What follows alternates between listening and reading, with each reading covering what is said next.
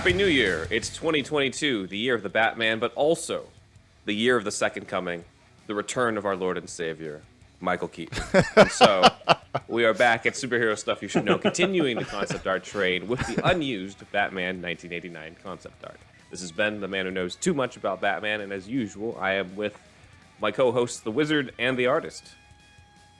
Wow, it's Andrew, everybody, and Ben's here once again to raw dog your oral cavity with knowledge of our savior, the Batman. Sounded aggressive. Yeah, well, consensually. Okay, well, that is true. They did click on the video or the audio, so you know what? You don't have a choice. And it's me. It's Zachary Jackson Brown, your artist, and it's a new year, a new me. Same bullshit. I'm excited, Ben, because Yes. I was talking to Andrew about this earlier. I'm interested to see if there's anything you're going to show me that I haven't seen already today, because I feel like I have scoured the edges of the earth for anything to do with Batman 89, especially concept art. So I really am thinking there's going to be some special gem that I haven't seen today. Yes, indeed. And we have a returning guest. Please welcome back Rob Ayling. Woo! Rob, Hello. welcome back. Thank you very much for having me back. It's a pleasure to be back on the show and to be back in the virtual format again. It's so cool. Yeah. Should mention that I obviously met you chaps at Comic-Con. Yes. The last time we Yes. saw one another. And it was a pleasure to meet you in person and not have to wait for buffering. Yes. But it was an absolute pleasure to meet you guys finally, and it was a right laugh as well. Yes, thank cool. you for coming. It was great walking around with you on the floor. Yes. Absolutely. Yeah, no, it was great. So, as I said, we're continuing the concept art train. We did a little Batman Returns episode for Christmas that our viewers seemed to like, so we're going back to the previous movie, and we're going to go into all sorts of unmade or alternative versions of the 1989 Batman film in this episode. But real quick, I wanted to ask Rob, actually, since, a lot of us have already talked about Batman 89 on this show, and I imagine this was a big part of your Batman fandom, too, since, for those who don't know or missed the previous episode where Rob was on, Rob did the fan film Living in Crime Alley.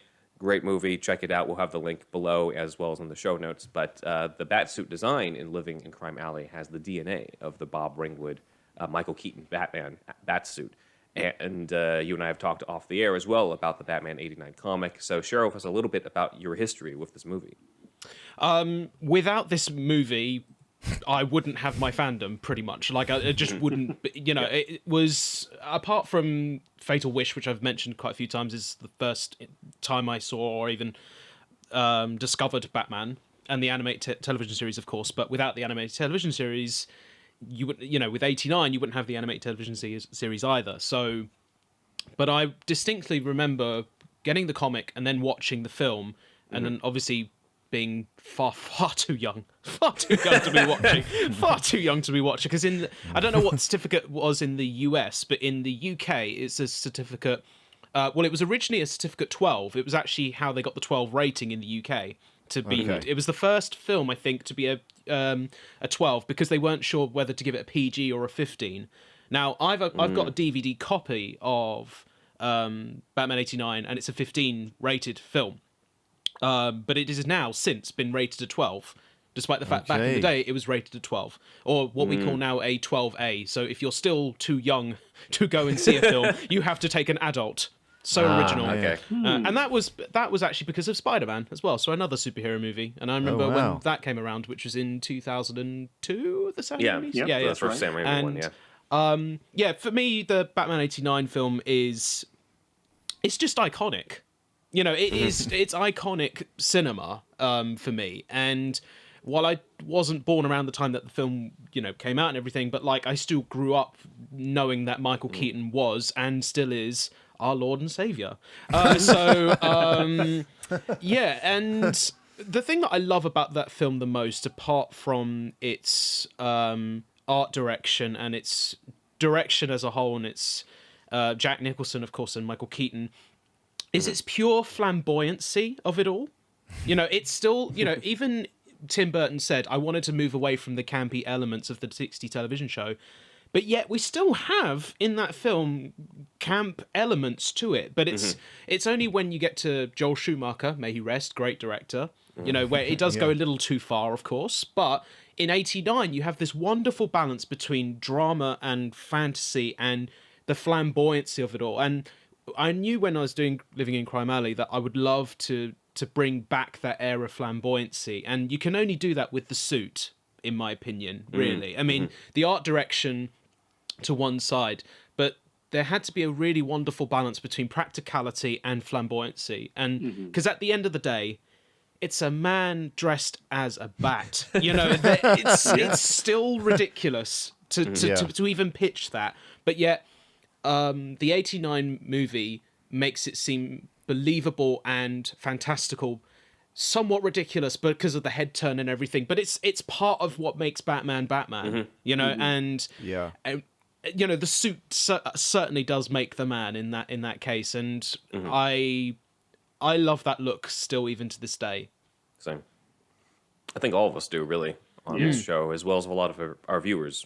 So, yeah, that's awesome. I mean, we grew up with that as well. I was born just like the year right beforehand, so you know, a lot of us grew up with it on VHS. For the American listeners or American viewers, the 12 in the UK is kind of the equivalent to our PG-13, and the 15 would be equivalent to our R rating. So it sounds like it was getting close to an R rating, or got an R rating over there. I think so. I think the big reason is clearly because of the Jack Nicholson handshake scene. I think that is. You know, I'm glad you did. Again, when you're a kid, you're like, "Oh my god, this is really cool." But now, when you watch it as an adult, you're like, "This is terrifying." What was I watching? Yeah, like, exactly. I remember saying to my mum once, like, "You made me watch this." Like, you tell me that I watch a lot of violence on TV, and you know, I remember. I can't remember if we talked about this last time, but we would never put like pictures of like serial killers on our in our houses or anything like that. Yeah, I've got a picture of the Joker, who is technically a serial killer. You know, and we, you know. And, he's so badass. Exactly, he's just so cool. And I kind of gave it away, but the other thing I was going to mention was, you know, part of my fandom and everything, you know, you got to have one of these. You know, like... Just got one for Christmas. There you go. God. It's the proper magnetic one. That's cool. Yeah. It's a batarang for our oral listeners. Yes, it's the 89 batarang specifically. Yeah. Still my favorite I'm curious, Rob, because I think that the PG-13 rating was pretty new still in 89, because Beetlejuice came out the year before and it was PG, despite like all the cursing that goes on in the movie. Yeah. At one point I knew this because I thought it was really interesting what the first PG-13 rating was, but it was created in the late 80s, so that is interesting. I don't know if it was the same in the UK, like what the rating system was back then. PG-13 was a lot looser in America back in the day too. You could show boobs. You could say fuck more than once, I think. Yeah. Rob, I don't know if you know this. Well, a lot of Americans don't know this either, but in PG-13 to this day, you get one fuck. Yeah. Is that true? Yeah. I did not know that. No. And that's why in Logan or one of the X-Men movies, they give it to Wolverine. 3 or 4. Yeah. It started with First Class. Yeah, I know I won't use the word, obviously, but I know that See You Next Tuesday can be used once. And it can be still considered a 15. And I know that because of the film Kick-Ass. Oh. Or Kick-Ass, if you're upper class. Yes. Terrible joke. Anyway, That's good. But, yeah, no, in terms of the rating thing, I'm not quite sure in regards to the PG-13 thing, but I know that, specifically with Batman 89, there was so much backlash to the fact that they couldn't take their kids to go and see Batman because it was so different at the time. You know, you could see Superman, you could see the 60s Batman television series, but yet you wanted to take your kid to go and experience Batman. Yeah, you can't quite do that with this one, and even you know, and I think it's testament to the fact that they had to change the rating because, you know, it made huge numbers. As I remember, like it's like even now, like it.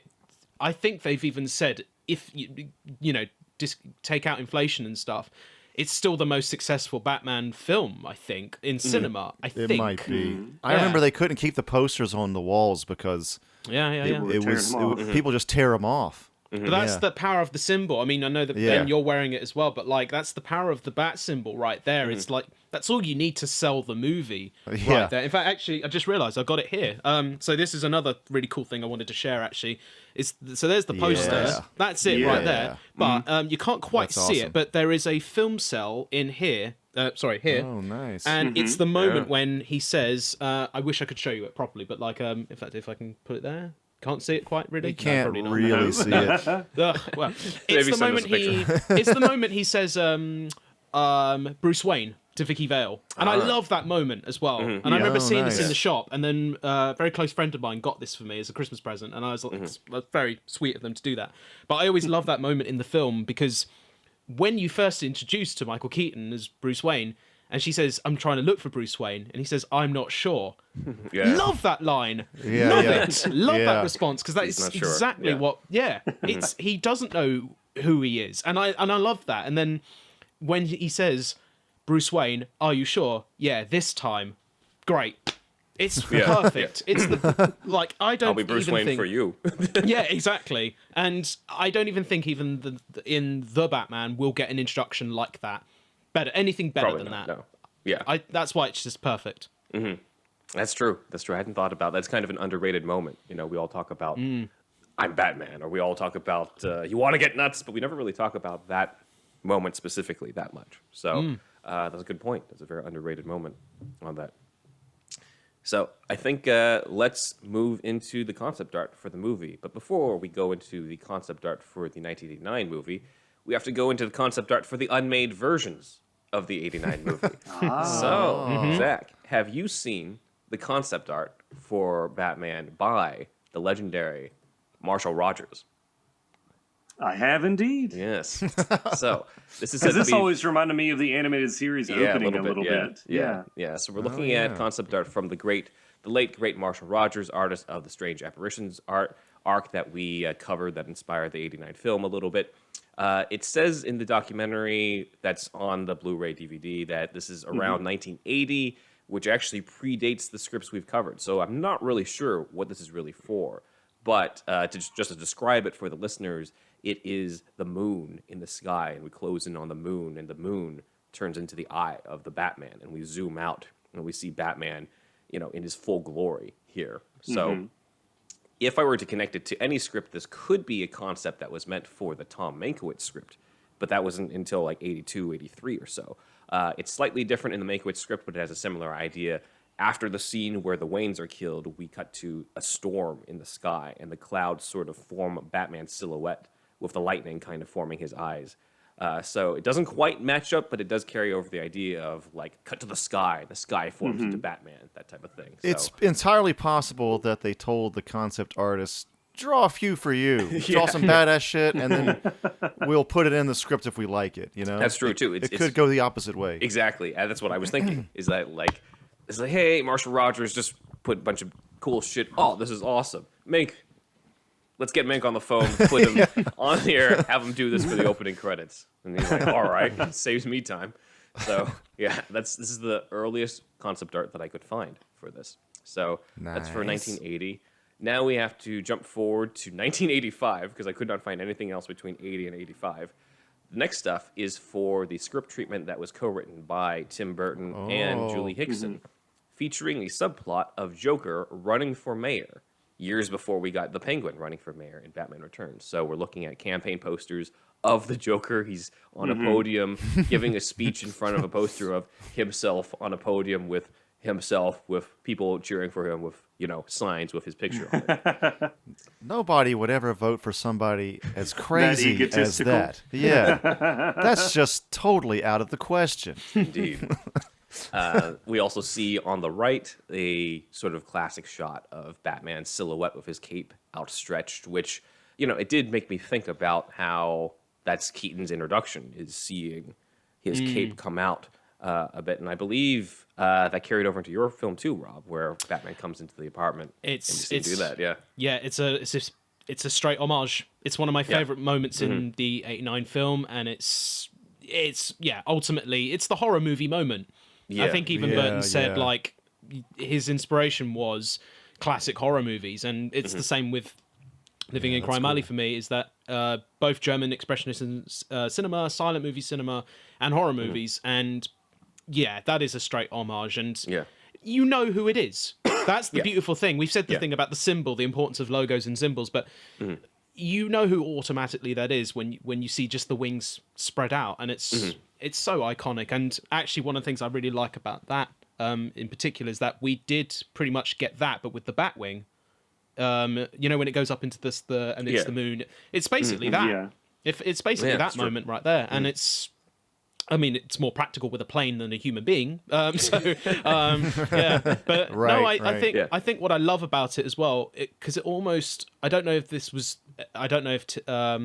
Bruce Timm or any of the artists on Batman the Animated Television Series saw these, but the fact that it looks like it's been coloured on black paper as well. Yeah, I was thinking that too. It's like Eric Radomski for the animated series. Yeah.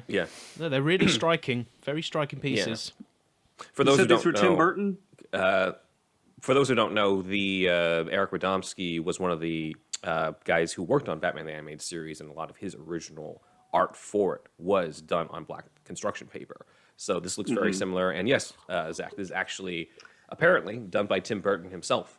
Yeah, that's what I was thinking. Cool. I remembered from this because I know Eric Radomski. He did a lot of the conceptual artwork for the landscapes and cityscapes of Gotham, but he's responsible for a lot of the backgrounds. And yeah, it is on that black paper. I think he coined dark deco as the the labeling for that, or the genre of that art. But I was looking at Tim's and I was wondering, I was like, I was trying to figure out the medium. I think it's either oil pastels or chalk pastels on black paper, because it's very thick looking, but I can still see these kind of mark making, especially on the building with Batman. But yeah, doing it on black paper really kind of captures that atmosphere and tone for Batman. I think that's why it especially made me think of the animated series. I heard they tried to scan the black sheets too, but it was just too dark for the scanner for animation for BTAS. So they wanted to bring that into and make it animated based on the dark paper, but they just couldn't do it. So they changed it to regular after that, but the black paper was the basis. Yeah. Well, we'll probably have a future episode going into the Batman animated series concept art, but until then, and the paper stock that they used at the time as well. So that'll be the main component of the episode. Focus on 2 hours of just paper turns stock. into a big art episode. 15 minutes of art. Just try it yourself. There you go. The deepest dive possible. Zach, you need to get the Bob Ross fro, man, and we'll have an episode of you making this kind of shit. Yeah. All right, we have happy little bats. We have another slide from Tim Burton here for a plot point that does show up in the movie, which is a giant balloon filled with deadly gas, specifically called in the treatment, quote, grimacing gas, before they came up with Smilex, even though, of course, in the comics, it's Joker venom. We see two figures climbing up towards this, I guess, teddy bear type balloon. One, of course, is Batman. The other, even though it looks like a giant dog, is actually Robin. It looks like a fox. Yes. Yes. So that is the earliest concept art I could find for Robin being in the movie. And it's kind of weird looking. Part of me was just like, is that supposed to be not necessarily Ace the Bat Hound, but I also was wondering if it's supposed to be a different character. I thought it was Joker for a minute. I thought those were his coattails flowing behind him. That's true. It could be. Oh, yeah. And then they're prepared to do a fight. Yeah. They're just riding along on the balloon. The treatment itself it's just a treatment. It's not a full script. So they could have just been, Burton's also just playing around with we could have this visual and isn't necessarily planning stuff out here. But it does plant the idea of the parade with the giant balloons filled with Joker gas. So this is all the way back in 1985, 4 years before we would see it on screen. So this is pretty cool.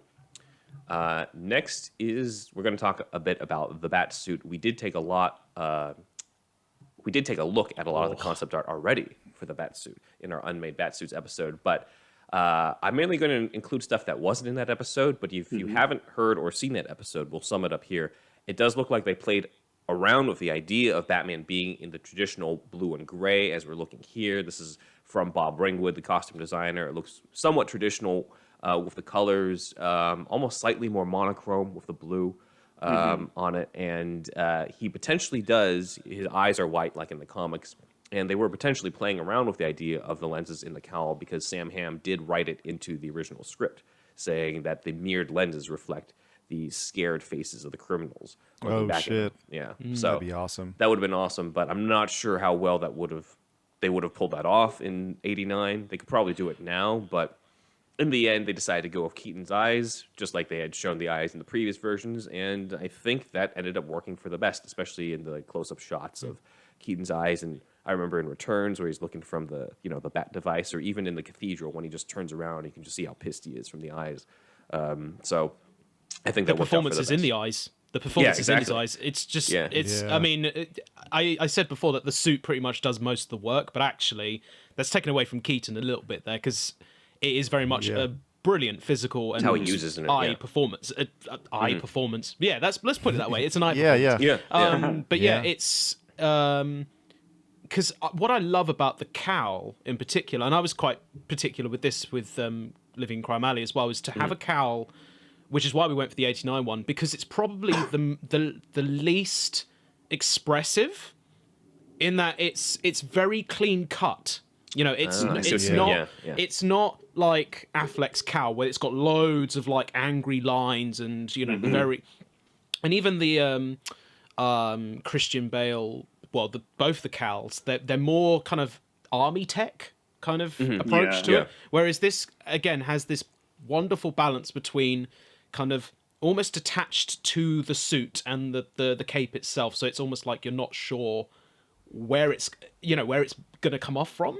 Does that make sense? It's like it's almost like it's melted into the suit and to the cape, and then you've got like just very subtle, just kind of eyebrows almost to the cowl, yeah. and it's Right. yeah, I think you wouldn't have that effect, and it's funny because I had this debate with somebody recently because apparently it's one of the things that fans want the most is to have that classic white eyes Batman look, and I think I may be wrong here, but I think The Dark Knight was one of the first films to kind of get that right with the whole sonar thing. You know, when he goes into and he says, "I want picture Fox" or whatever. Batman Forever kind of has a similar moment. True. With after the Riddle, but that is it's true. more showcased. Yeah, it's more showcased in Dark Knight. Yeah, absolutely, and that's a really good point. Actually, I forgot about that. I mean, that's really cool. But yeah, the I think having the white eyes effect does take away the human aspect to the character because fundamentally you need to see. Well, he never shows fear, but you can see something there, beyond there, and I don't think you'd get that with the white eyes approach. And I think it's one of those things that if I was to, well, hopefully if I go back to the world of Gotham, I won't be delving back into the white eyes approach. I would still have the actor's eyes be visible, unless you're doing Batman Beyond, where I think you do get away with that because it is part of the technology of the suit. Yeah. See, that's the thing. It brings it into a tech suit vibe a lot more once it has those eyes. Yeah. So you excuse a lot more. Yeah. Yeah. But and it's motivated by the sonar tech or whatever that was in the Dark Knight as well. It's a tech upgrade, so it just kind of makes sense there. Yeah. I mean, look, we've seen a lot of Spider-Man movies where his face is covered, but that's not always the case. Almost in every single ending of a Spider-Man movie, his mask is off because you need to see the expression. Or it's damaged in some way. Yeah, it's been damaged, so he Definitely. takes it off and he rips it off, and that's that. And it's also very much a vocal and physical performance because Spider-Man's talking, and it's not as vocal with Batman, especially in '89, where like Keaton's lines are he probably has like less than 10 lines in the whole movie in the Batsuit. And, That's true. so it really needs to be that physicality. And I think one of the things that makes him probably my favorite of the live action Batman, performance-wise, is because of how he nailed down how to move in a suit that is really not that practical to move in, but he made it work. I see a lot of people complaining about how the Keaton Batman would not last in a fight with the current superheroes. And I'm just like, considering how many people he beat in that like 70 to 100 pound suit, I would think that makes him a more impressive fighter, not a less impressive fighter. So I Definitely. think, that to me, the physicality has never quite been matched yet, performance-wise, in how to move in the suit. So, and a lot of it is down to Keaton. A lot of it's also down to how well they came up with the cinematic Batsuit from Bob Ringwood over here. I wonder if Right. Bob traced this from like a Neil Adams or Jose Garcia Lopez illustration, because not to take away from Bob Ringwood, but when I see a lot of his I guess like his conceptual artwork for the costuming, it's a little bit more like a fashion drawing where the person's like standing straight up and down, almost like you're drawing on a mannequin. Yeah. So I wondered if he did that for this compared to some of the other things I've seen for his looks for the suit. Yeah, it's a possibility, especially for one thing that we'll go into later. But before I go into that, notice how bright yellow utility belt is in this concept art. Now, let's compare it to a slide that we pulled up in the Unmade Batsuits episode. Yeah. We're looking at a much darker belt on the left. It almost has like a little keypad in the center, but the rest is almost like black for the rest of the sides. And then the belt on the right almost looks brown, just flat out brown on this. I had our research assistant, Dan, look into this, and he went through an old panel with the late Anton Furst. Anton Furst was the one who won the Oscar for the production and art design for this film. And Furst revealed that they wanted to have a black utility belt for Batman in this movie. They're like, oh, this is the practical, it works. He's dressed as a bat. Why would he have a bright yellow utility belt? It hit the news, and fans who already freaked out about Keaton's casting apparently freaked out about this news hitting as well. Oh my God. His belt's not yellow. So This is like Kevin Smith always says, it was the internet before the internet. yeah, exactly. Yeah. So this is obviously a less famous controversy than the Keaton casting at the time, but apparently there's a whole thing about the utility belt not being yellow. So it was Anton Furst who said, well, brass is yellow. It's yellow enough, so make it brass. And so everything yellow from Batman, according to Furst, is brass-like. I don't quite see it with the insignia necessarily, because it's not necessarily brass behind it, but you can kind of see that with the poster of the Yeah. Oh yeah, that's of true. the old, Yeah, it seems very metallic. Yeah. So I can see that. But I thought that was a fascinating tidbit, is the fact that the utility belt, it's somewhat iconic, the utility belt from the Burton films. It almost didn't look like that. So moving on, I know, Zach, you mentioned the possibility of Ringwood tracing over other comic art for the purpose of, concept art, not necessarily, for plagiarism, but we did receive a comment on the Unmade Batsuits about how the blue and gray Batsuit looked like the art by Alan Davis, who did Year 2, as well as a bunch of comics in the 80s. So for side-by-side comparisons, I have the Bob Ringwood concept art for the 89 Batsuit in blue and gray on the right, as well as Alan Davis's cover for Detective Comics 575 from the Arc Year 2 on the left, which is why he's holding a gun. I believe Ringwood traced over Alan Davis's art for this one, but gave it his own colors. You notice the blue is a lot darker. Yeah. There's a line across the bat insignia for the holster that he's carrying in Year 2. Yeah. And, of course, Ringwood adds these little tiny eyes to the bat insignia, which, we thought was weird when we went over that in the Unmade Batsuits. But, thankfully they decided to go away with that. So I think that I that's can probably see it. humorous for him. There's something funny about that, yeah.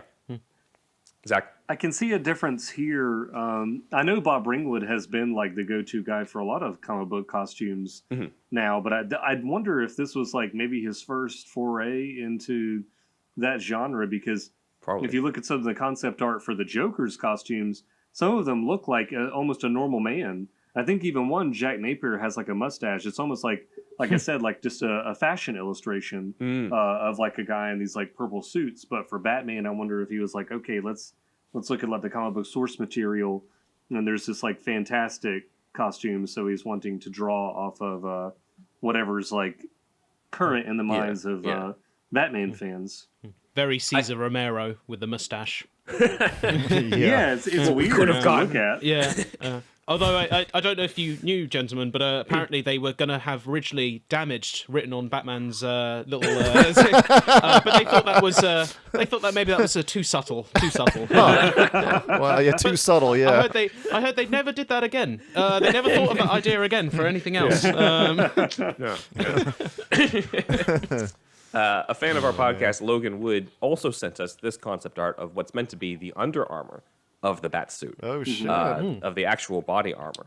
Now, if you look closely, this looks a little familiar. We're looking at kind of a sort of knight in shining armor-esque look, but also there's a lot of different lines on it. We've got these horizontal lines along the chest, all over the place, and if it looks very familiar, to me, it looks very much like the Nomex survival suit from Batman Begins, right down to the horizontal lines across the chest. Yes, it does.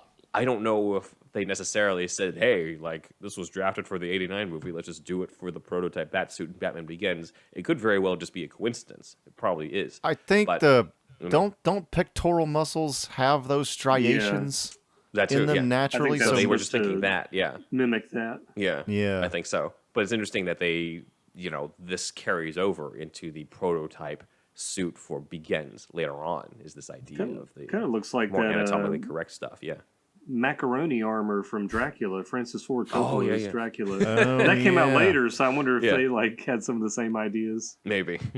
Coppola's looking through Batman 89 concept art for his Dracula movie. Clearly. Yes. So this also might have been shown, because I was talking to Logan about this, this might have been shown in a deleted moment from the script where Vicki Vale's in the Batcave, and she sees a bunch of Batsuits, and she asks, what's this made, what are these made out of? And Batman says, it doesn't have a name. So I thought that was pretty weird. cool. Yeah. So obviously the other major character in this film is the Joker. So let's go into some concept art, starting with something that is not actually professional concept art, but we're looking at yes. famous image. We're looking at a newspaper article about Jack Nicholson in The Shining, and it was Batman producer Michael Uslan who saw this, and he was like, wait a minute. And it's the famous image of Jack Nicholson peering through the door in The Shining. Mm-hmm.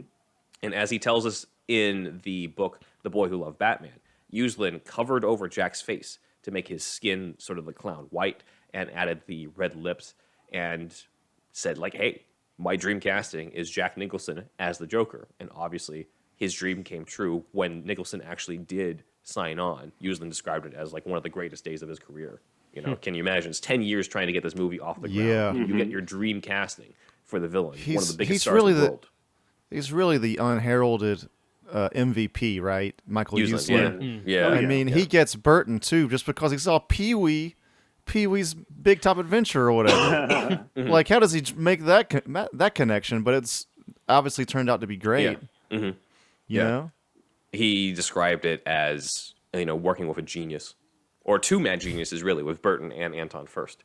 We'll get more into first later. We're looking at the costume stuff, but Burton was the one that had the idea to bring on Elfman, right?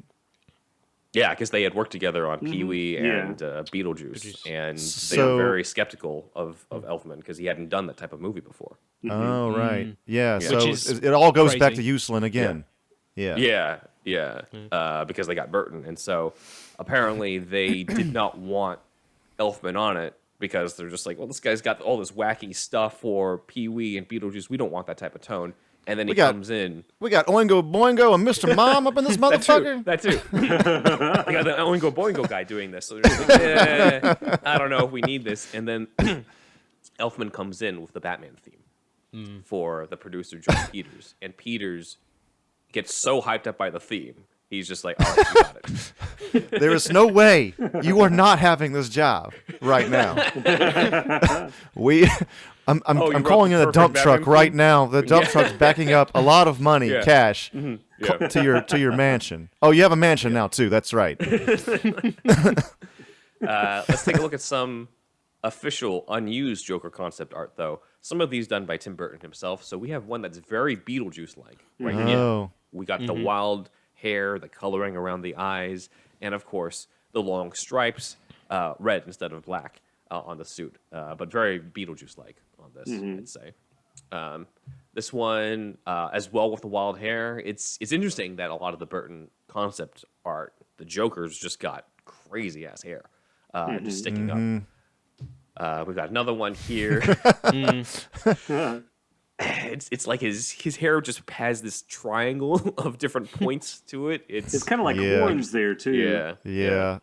This is nightmare, dreamscape kind of stuff, you know. Well, it's like the Nightmare Before Christmas version of Joker too. Yeah. Kind of reminds me of. Do you remember the Batman, the animated television series? That Joker look with that kind of extreme the hair. dreadlock. Yeah, kind the of dreadlock. Like hair. Yeah. Kind of reminds me of that. Yeah, Yeah. a little bit. And then this next one, we're getting a little bit more traditional.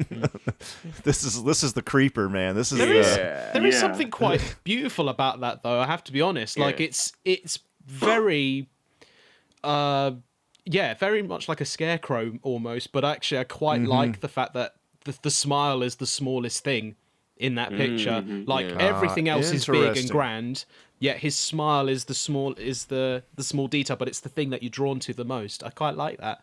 This is very creepy. Yeah. The other ones are fun evil. This one is definitely sinister evil. Get your kids away from this guy. Yeah. I'm just also picturing a potential shot of it. Maybe not necessarily in 89 the way that we got it, but another like an alternate universe more Burton-esque 89, where it's just like it's him in the purple suit, and then just the reveal of like the hat just kind of goes up, and you just see the smile underneath. You can see the eyes and stuff based off of this.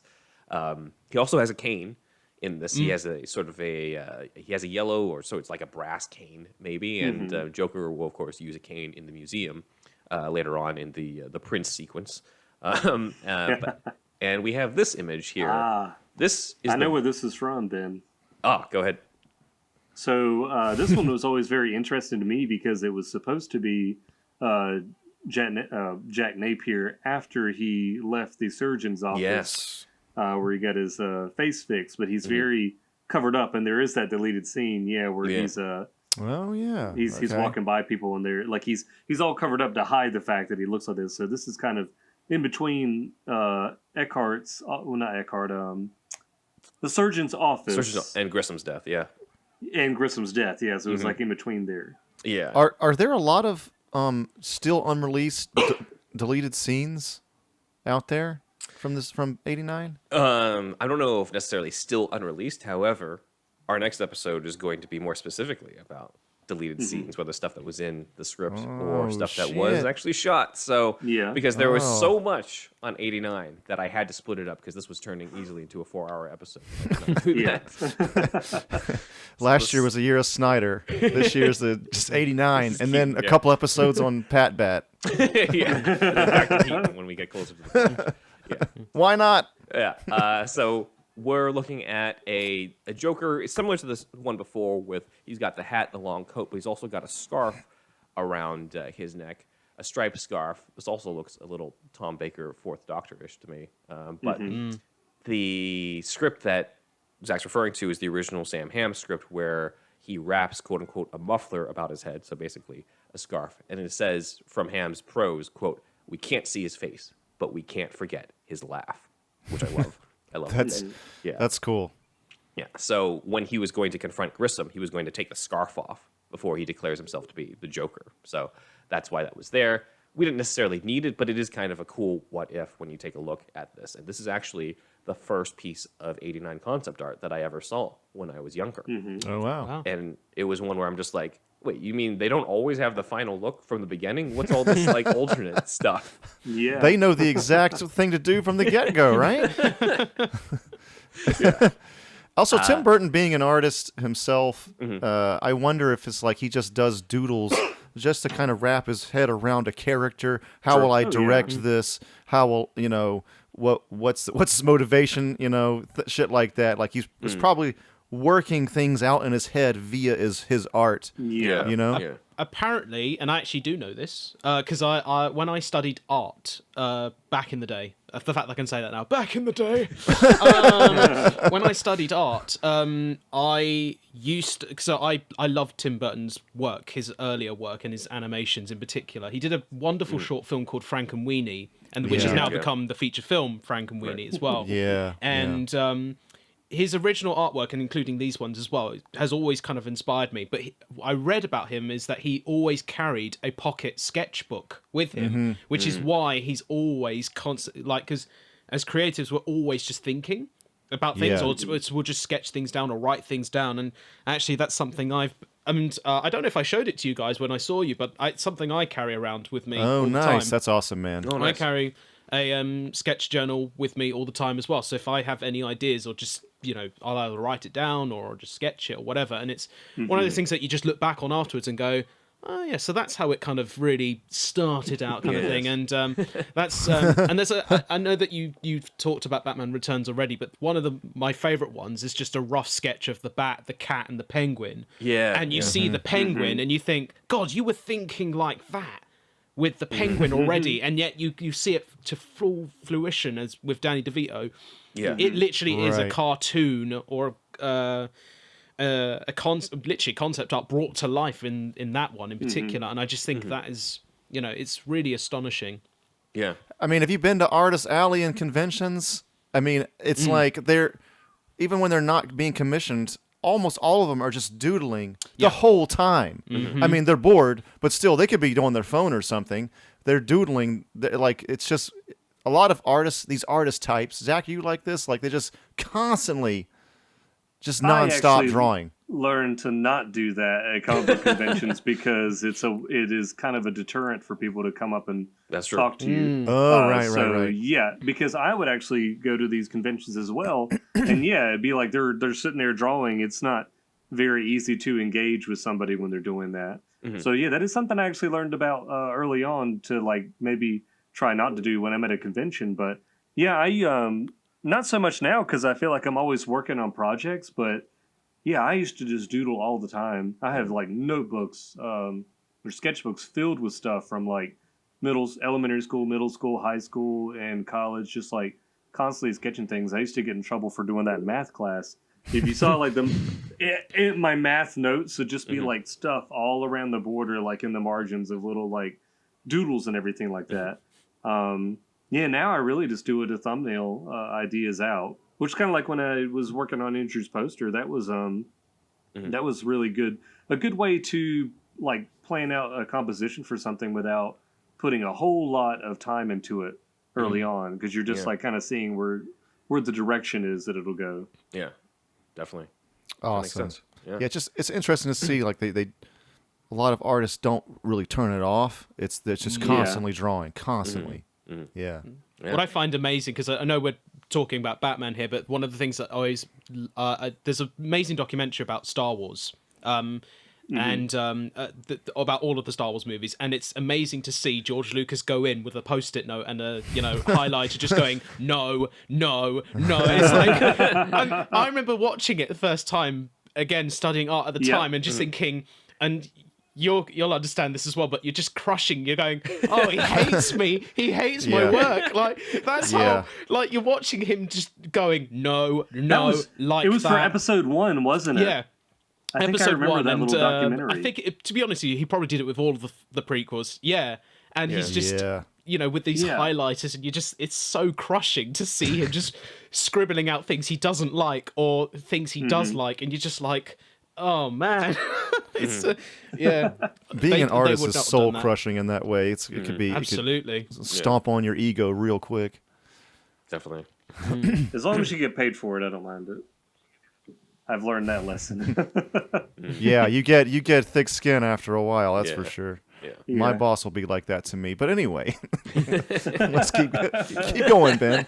More Batman. More Batman stuff. So this is the Tim Burton stuff. Let's look at Bob Ringwood stuff, starting with Joker concept art that does not look like Jack Nicholson at all. Weird. This is really interesting.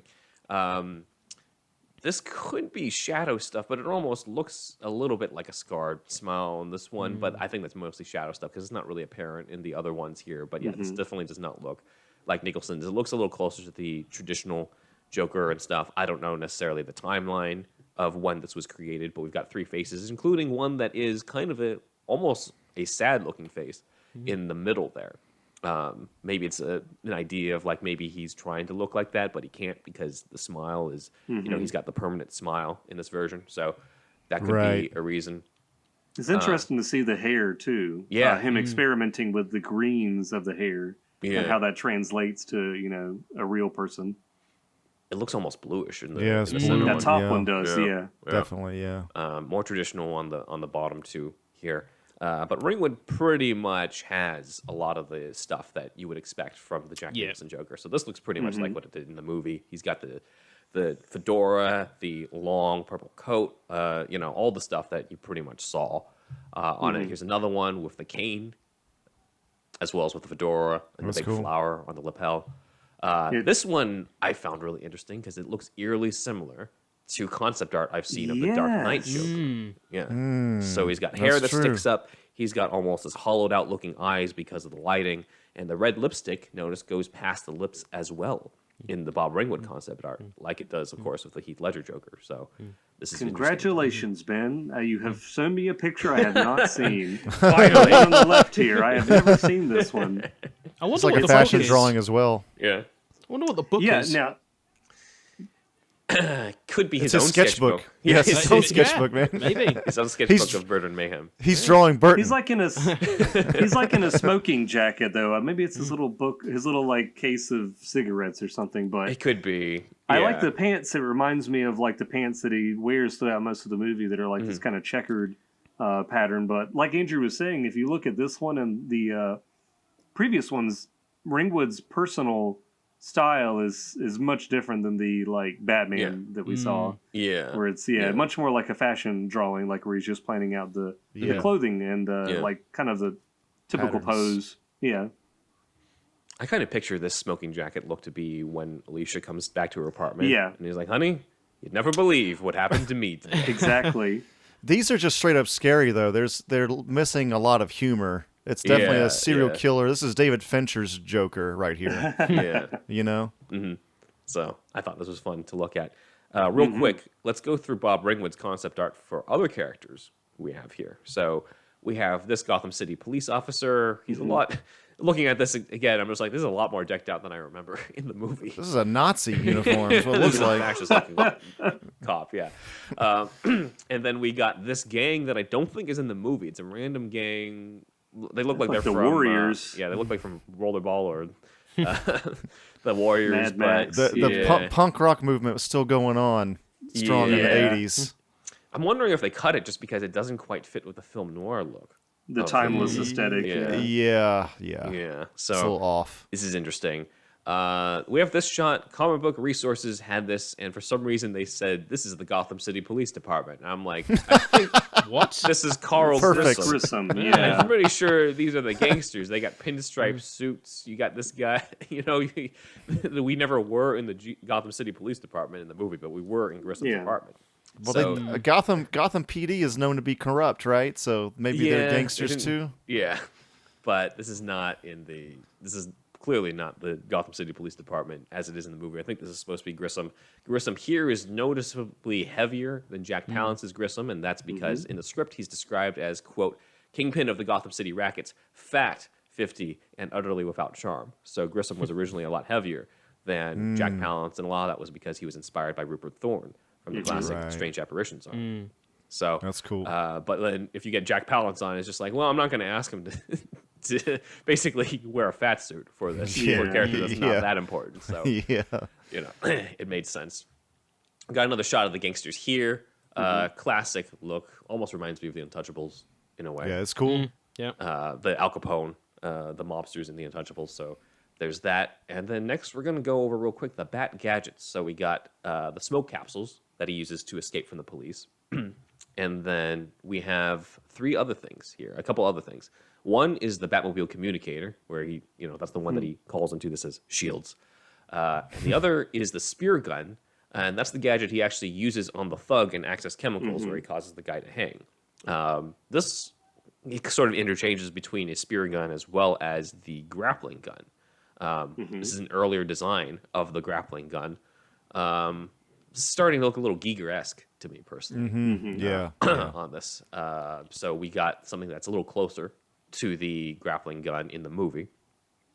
And another one of the spear gun area right here. But the Batman 89 movie is sort of credited for popularizing the idea of Batman using a grappling gun, because a lot of times we're associated with the Adam West of he throws the Batarang up to the building, and then he and Robin are just climbing up it. I can't wait to see that in the Batman.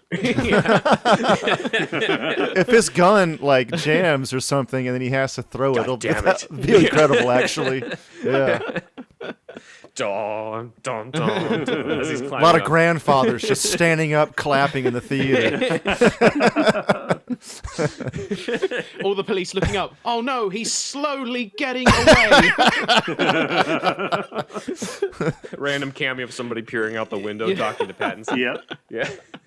But yeah, the 89 man. movie isn't necessarily the first time that Batman has a grappling gun. We actually saw this in Justice League of America in 1981, JLA number 196, as illustrated here by the great George Perez. So we have him shooting it over here. It's not necessarily grappling hook so much as a batarang, but he's definitely shooting. It's not just him throwing the batarang. He's definitely shooting it out of some sort of contraption here. So that's kind of the early version of the grappling gun. But it wasn't. Who the hell's he fighting? The Zodiac or something? I feel like I can see a little bit of his cape. He's fighting another caped character. I don't know.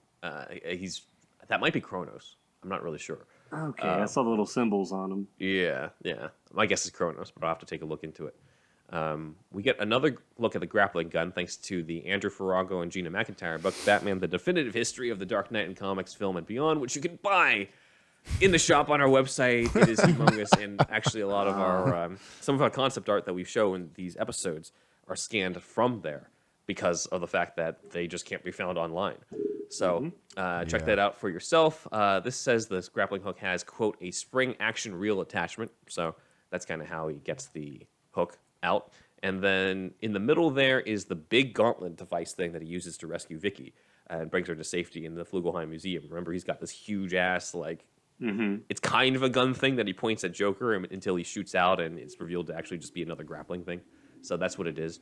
And on the bottom is a breakdown of what's inside the utility belt, capsule by capsule. Nice. That's cool. I'm a fan of that for some reason. I know I'm always like, I take the Grant Morrison approach of like, don't worry about the details so much, but I don't know what it is. I like knowing what's in the belt. Yeah, I think exactly. It's what does Bruce put in the belt in terms of each capsule, as opposed to or compartment or pouch, as opposed to what material is the utility belt made out of? And he makes okay, that's maybe a little step too far. I'm not Is it gonna a lie. polymer?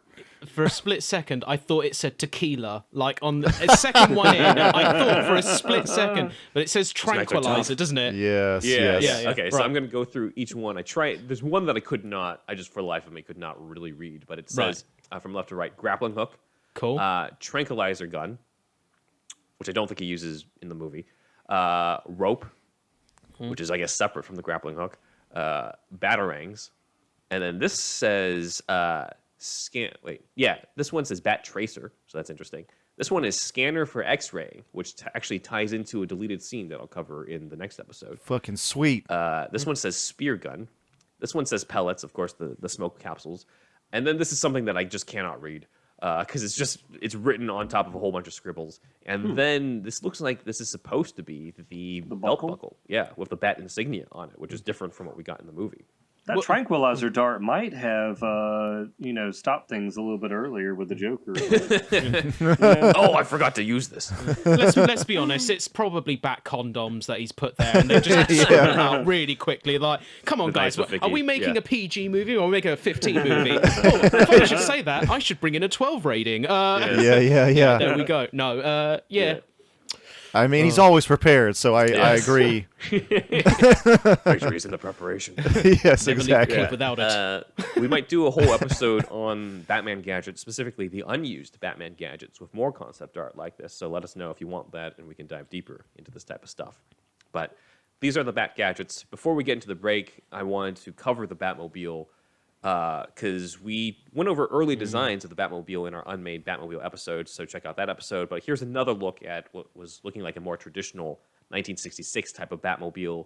We got just the fins in the back, as well as it's almost like either an open top or a dome. It's a little hard to tell from here, but it looks a lot closer to a regular car in comparison to what we got. And what we did get was designed by Julian Caldo, as we talked about earlier on that. So this is a classic. Yes, exactly. Classic Batmobile, pretty much unbeatable. And we have the final version here that I thought was really interesting because you notice the red that's in there. Yeah, now, it it's could like just be the a 60s. highlight. It looks a little 60s. We got the sort of the front missile-looking thing, which at some point they have to explain, what that is or show that in the Batman 89 comics. I'd love to see him actually use that. But if you look at the tires, the rims, that's very. It looks very 66-like. It's got the red outline and then almost like the red in the center of the rims. I doubt that maybe it's the Bat insignia. Actually, yeah, it is the Bat insignia, probably. It looks like can't really that, see it. yes. Yeah. Yeah. But I thought that was sort of a fascinating thing that carried over, or looked like it was planned to carry over a little bit. According to Anton Furst, General Motors wanted to do the Batmobile and came up with designs themselves. I'm not sure if any of them were the ones we actually looked at beforehand in the Unmade Batmobiles episode. But Furst said that apparently the producer of the movie, John Peters, same John Peters who insisted on the giant spider in Kevin Smith's Superman. I like pictures. John Peters. Read it to me. John Peters was an enemy of Superman, but a hero for Batman because he paid General Motors $6 million not to mess with Julian Caldo's design. They wanted to mess with it. And he's just like, no, I'm going to pay you your money, and you're just going to leave it alone because this is perfect. So that's awesome. Yeah. Well, he's a hero then, isn't he? He was a hero for Batman, not necessarily for definitely, Superman. definitely. It's So- funny because it's a beautiful design, but I think we can all kind of agree, let's be honest, practicality-wise, it's not the best car to be driving, is it, though? That one in particular. I would say... I mean, Batmobiles in general. No, that's what I mean, though. yeah, Like, for sure. This Yeah. one, like, it's a beautiful design, and again, it's that whole thing with the suit thing again. It's the flamboyancy beating the drama and making it so well. And, I love even the small touches, like the fact that he has to turn the car with a grappling hook. That, for me, still makes me laugh. It was only for a sharp turn, not because he always has to do that. Well, no, but of course, just for a sharp turn, of course. But it's Every little turn. things. Every turn. God, all this rope that's around in the city. Where is it coming from? He can't turn his head easily. Can't turn his car easily. That's my frustration with my life. God damn it! But I gotta look That's badass. my other pain. But it's No, So- it's cool. It's great. I don't think it's Toyetic been as beaten. fuck. I don't think it's Has been yet to be beaten. beaten. Yeah. Yeah, pretty much. Yeah. Yeah. So we've seen designs for different characters, including the Batmobile, which is its own character. But we're going to take a look at designs of what we all think, I think we all can agree, is the perfect Gotham City. And we'll check that out after the break. It's time to tap in with the HyperX QuadCast S microphone. The stunning HyperX QuadCast S features dynamic, customizable RGB lighting, a convenient tap-to-mute sensor, and 4 selectable polar patterns, so it can broadcast crystal clear audio whether you're gaming, streaming, podcasting, or impressing your remote colleagues and classmates. So what are you waiting for? Join the Quad Squad and tap in today with the HyperX QuadCast S microphone.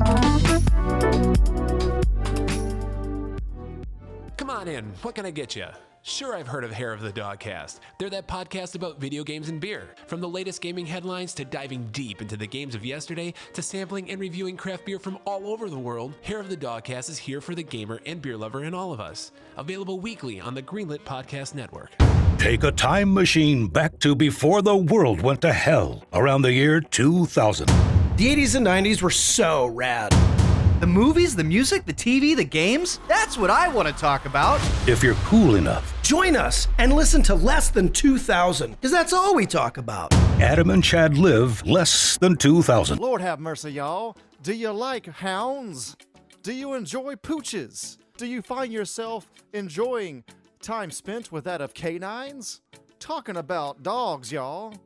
As you might have heard, Superhero Stuff You Should Know has now teamed up with Barkbox. For every month, you get a box for your special canine. Pooches. Or hounds. That's right, one free extra month if you go to barkbox.com/superherostuffpod. Follow the link and you'll get a free extra month valued at $35 and valid for all multi-length plans. So get the Barkbox for your hound, for your pooch, for your canine.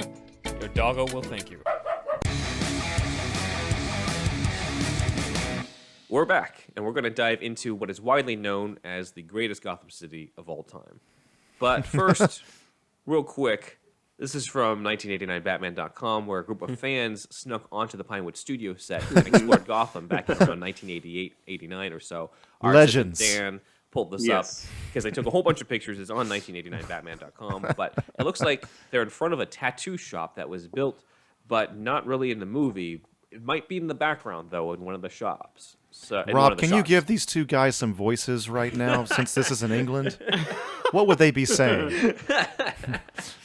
Oh, this is going to be really offensive. I leave it to you, Rob, right, in your so- good graces. Right, so one of them is clearly clearly from probably deep East London. So he's probably like, all right, mate, how you doing? You all right there? Yeah, how's it doing? Yeah, all right, I'm all right. And the other one is more like Ali G wasn't around back then, but he's almost trying to go for that approach. And even if I try that right now, I know I'll be offending many, many people. So I think I'll avoid Okay, on the maybe right. we'll put. definitely maybe we'll not the dude do on that. the right, yes. Definitely the dude on the right. Okay. Okay. But yeah, legends. Yes. Yeah. Yeah, so they're in front of Samson's tattooing. I encourage our fans to let us know if this is a spot in the film. But Dan threw this in, and I'm just like, I'll have this as like the little lead into the second half. On this. These guys still talk about this day at the pub, dude. Like, there's no way they don't bring it up every time. Like, God, you have to have a photo ID to get a tattoo? What? It's insane. So, Zach, I know so far I've only shown you one thing, I'm guessing, that you Just haven't seen one, before. yeah. So we'll see how that holds up with the rest of this. So let's talk about Gotham City, shall we? Ugh. If we were ranking Gotham, which we will at some point, we'll rank the different Gothams, but the 89 Gotham would get an S tier. Let's be yeah. honest. Yeah, there's In- no way it yeah. doesn't. In the script, Sam Hamm described it as, quote, as if hell had erupted through the sidewalks and kept on growing. And in his script for wow. Batman 2, set during Christmas time, his opening line was, "It's finally happened. Hell's frozen over," due to the snow that's on Gotham. So amazing. That's cool. There. It earned the movie an Oscar for Best Production Design, Best Art Direction, to production designer Anton Furst and set decorator Peter Young. However, there is an unsung hero of Gotham City who I want to recognize for this episode, and that is a man named Nigel Phelps. Phelps is credited as part of the art department in the movie, but he worked for Anton Furst. Furst actually recruited him out of art school, and he's the one who actually drafted up a lot of the designs for Gotham City for Furst on this production. A lot of the illustrations that are credited to Furst can actually be credited to Nigel Phelps, who was his draftsman. It was a fan of the podcast, Keva R on Facebook, brought this to my attention, saying that Nigel Phelps is kind of the Bill Finger of this whole thing. We often credit Furst as the Bob Kane for Phelps' work, and Phelps himself was not the one who received the Oscar.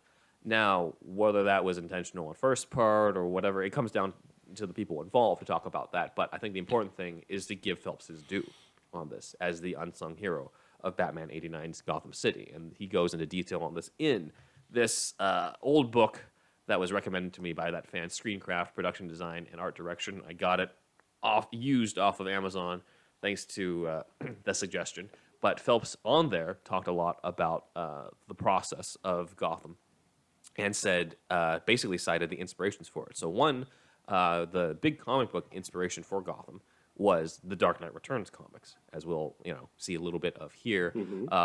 The tone, mainly, he described it as the tone of the Dark Knight Returns comics. But yeah, we got the gargoyles in this one shot here. We basically have a lot of the traditional city stuff on it, but that's kind of the first one. Another inspiration was Andreas Feininger's photographs of New York. Oh, that's cool. So yeah. Anton Furst himself said in the panel that I keep referring back to, it's online, but he saw Gotham as New York and said that he imagined it as if there was no planning commission, or, quote, this is a direct quote from 1990, quote, if it was run by corruption and Donald Trump. Wow, 1990 he called 1990, yeah. Trump Tower was built in 83, so he's referring to that. But the last inspiration was actually from Japan, because I got it from Japan. Wow, Tokyo. The work of Japanese architect Shin Takamatsu. So here we go. Here, Takamatsu first said that Takamatsu was nuts. On this, but we can see some of the influences here as well. That's kind of cool. Yeah. So. Okay. I definitely get an Ace Chemical vibes. Yeah, design definitely. here, definitely. Yeah. That's cool. In terms of stuff that, in terms of stuff that wasn't actually an inspiration, Anton first denied that the Fritz Lang movie Metropolis was an influence. He was kind of just like, I've seen it, but I didn't consciously watch it in order to do Gotham City. Nigel Phelps also said that, unlike Christopher Nolan for Batman Begins, they deliberately avoided Blade Runner, saying, quote, no one was allowed to watch it while we were designing the film, and neon was shunned altogether, which is a big contrast from the neon that we got in the Schumacher movies. Right. But, that was after they wanted to get away from the Blade Runner aesthetics. They succeeded, so it's a little bit more excusable that we got more of the Blade Runner aesthetic later on, I think. But now we're finally looking at the Nigel Phelps concept of Gotham City. This is kind of the nice cityscape that's in the opening shot of the film. I just love Phelps's charcoal pencil sketch of this type of stuff. You're going to see it throughout all of it. It just sets the right tone and feel to it. This is great material. At one point, I did have this as my desktop wallpaper. That's cool. Just a whole collage of all this stuff. So here's the first one. This is another shot of Gotham, and just the idea, I think first at one point described, was to have like buildings almost like built on top of each other and just kept going and going because of the lack of the planning, like you said. Yeah. This is a bit of the New York side of Gotham here. This is art shared by Anton First in his panel at the Southern California Institute of Architecture in March 1990. There will be more from that source here. So this is also the panel where First was talking about how they almost had a black belt in the movie. So this is a very rare shot here. I could not find a higher quality scan of this. This looks like a shot of basically the opening after the city, where we're about to meet the tourist family and we're just kind of on the street and stuff. So we got that. We've got this other one with these levers over here, but I'm not really sure. I don't really think we're inside Axis Chemicals in this. I think this is just another industrial look at things. Yeah, I associate the steel girders a lot with like this Gotham City. True. It's just like iron girders like holding up things, like you said, it's like buildings built on top of buildings. So there's just like these huge like structures that just have to be held up. I think I was thinking about Batman Returns with Michelle Pfeiffer's apartment having that huge like beam going through it. It's very oppressive. Yeah. We've got another city shot over here. These, the big skyscrapers based off of this perspective from this rooftop. Another city shot from Nigel Phelps here. A bit of a different style. And this other one that I think is interesting. We've got like this bridge in the middle of all these different buildings, but we also got this building that says Monarch on here. Now, this could be an early version of the Monarch Theater in the movie, where Bruce Wayne and his parents walk out of it before they get killed. But it doesn't really look like a movie theater. The Farrago and McIntyre book believe this could also be a nod to the Monarch Playing Card Company, which was the original place where Red Hood fell into the river polluted with chemicals and turned into the Joker. So either way, they definitely were drawing off the comics by having some place called Monarch over here. Next is another area that could be kind of a theater district because they've got this movie theater that's showing the Gary Cooper and George Raft movie Souls at Sea. So that could be another early version of the Monarch Theater. Who knows? Here's another scan from the Farrago McIntyre book of concept art of City Hall, or maybe potentially, I don't think it's a production photograph. The people in the foreground look like it could be a little photograph-like, but the one thing that tells me it could be it's more likely concept art is this Gotham Central sign over here that I don't think was actually on the set. This could be an early look at the GCPD headquarters before they actually designed GCPD headquarters, which is what we're looking at right now. It is not. It almost looked like a composite, Ben. Yeah, maybe. Yeah, maybe. Like to the left, it looks like it's the illustration was kind of like added in to show what the rest of Gotham could look like. Yeah. This could just be a production photograph. That's interesting. Yeah. We're looking at the GCPD headquarters design that was not in the movie. However, it did wind up in the comics. So in the 1990s, DC cool. Comics was allowed to use the designs for Anton Furst and Nigel Phelps' stuff for Gotham City. There was a storyline called Destroyer in 92 where a bomber destroyed parts of the city and it had to be rebuilt. And I think this also contributes to our generation and how we associate so much of Gotham City with this version of Gotham, because it literally ended up in the comics that we also ended up reading growing up. So it all just sort of fed into each other at the same time. So of course, when we look back, I'm like, of course that's Gotham City.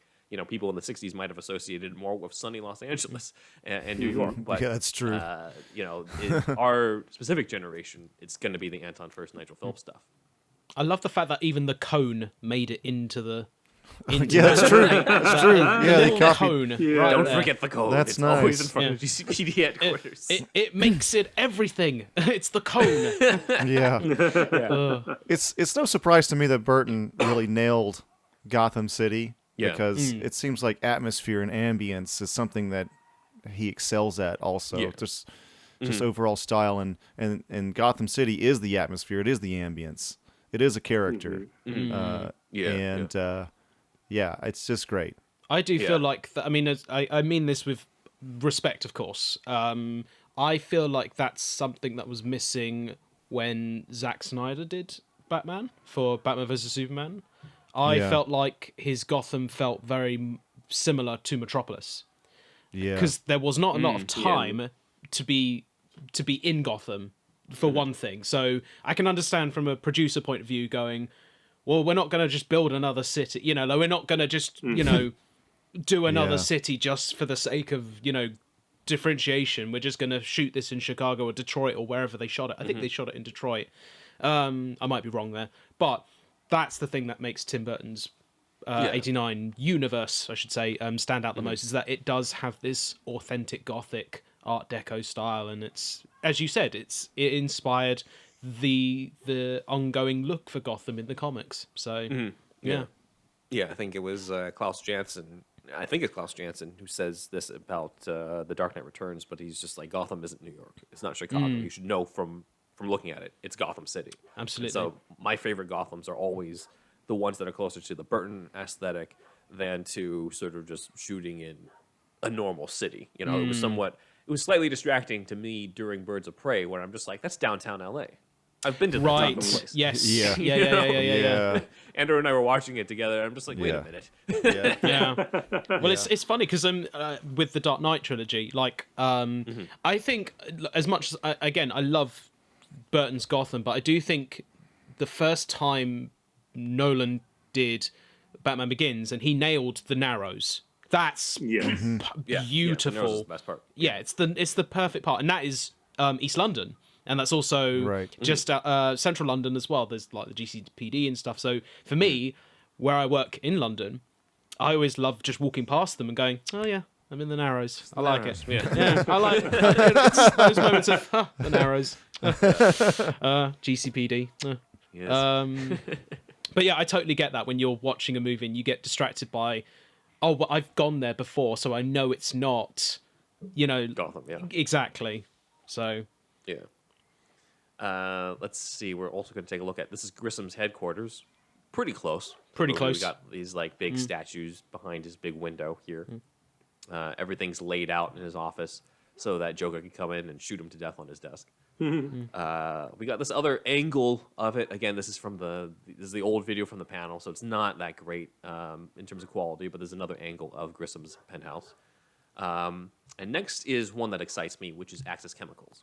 So the design looks very close to what we got in the movie, but one detail that was pointed out by Anton Furst in the panel is that Joker's smile is in it, specifically this area. Oh, man.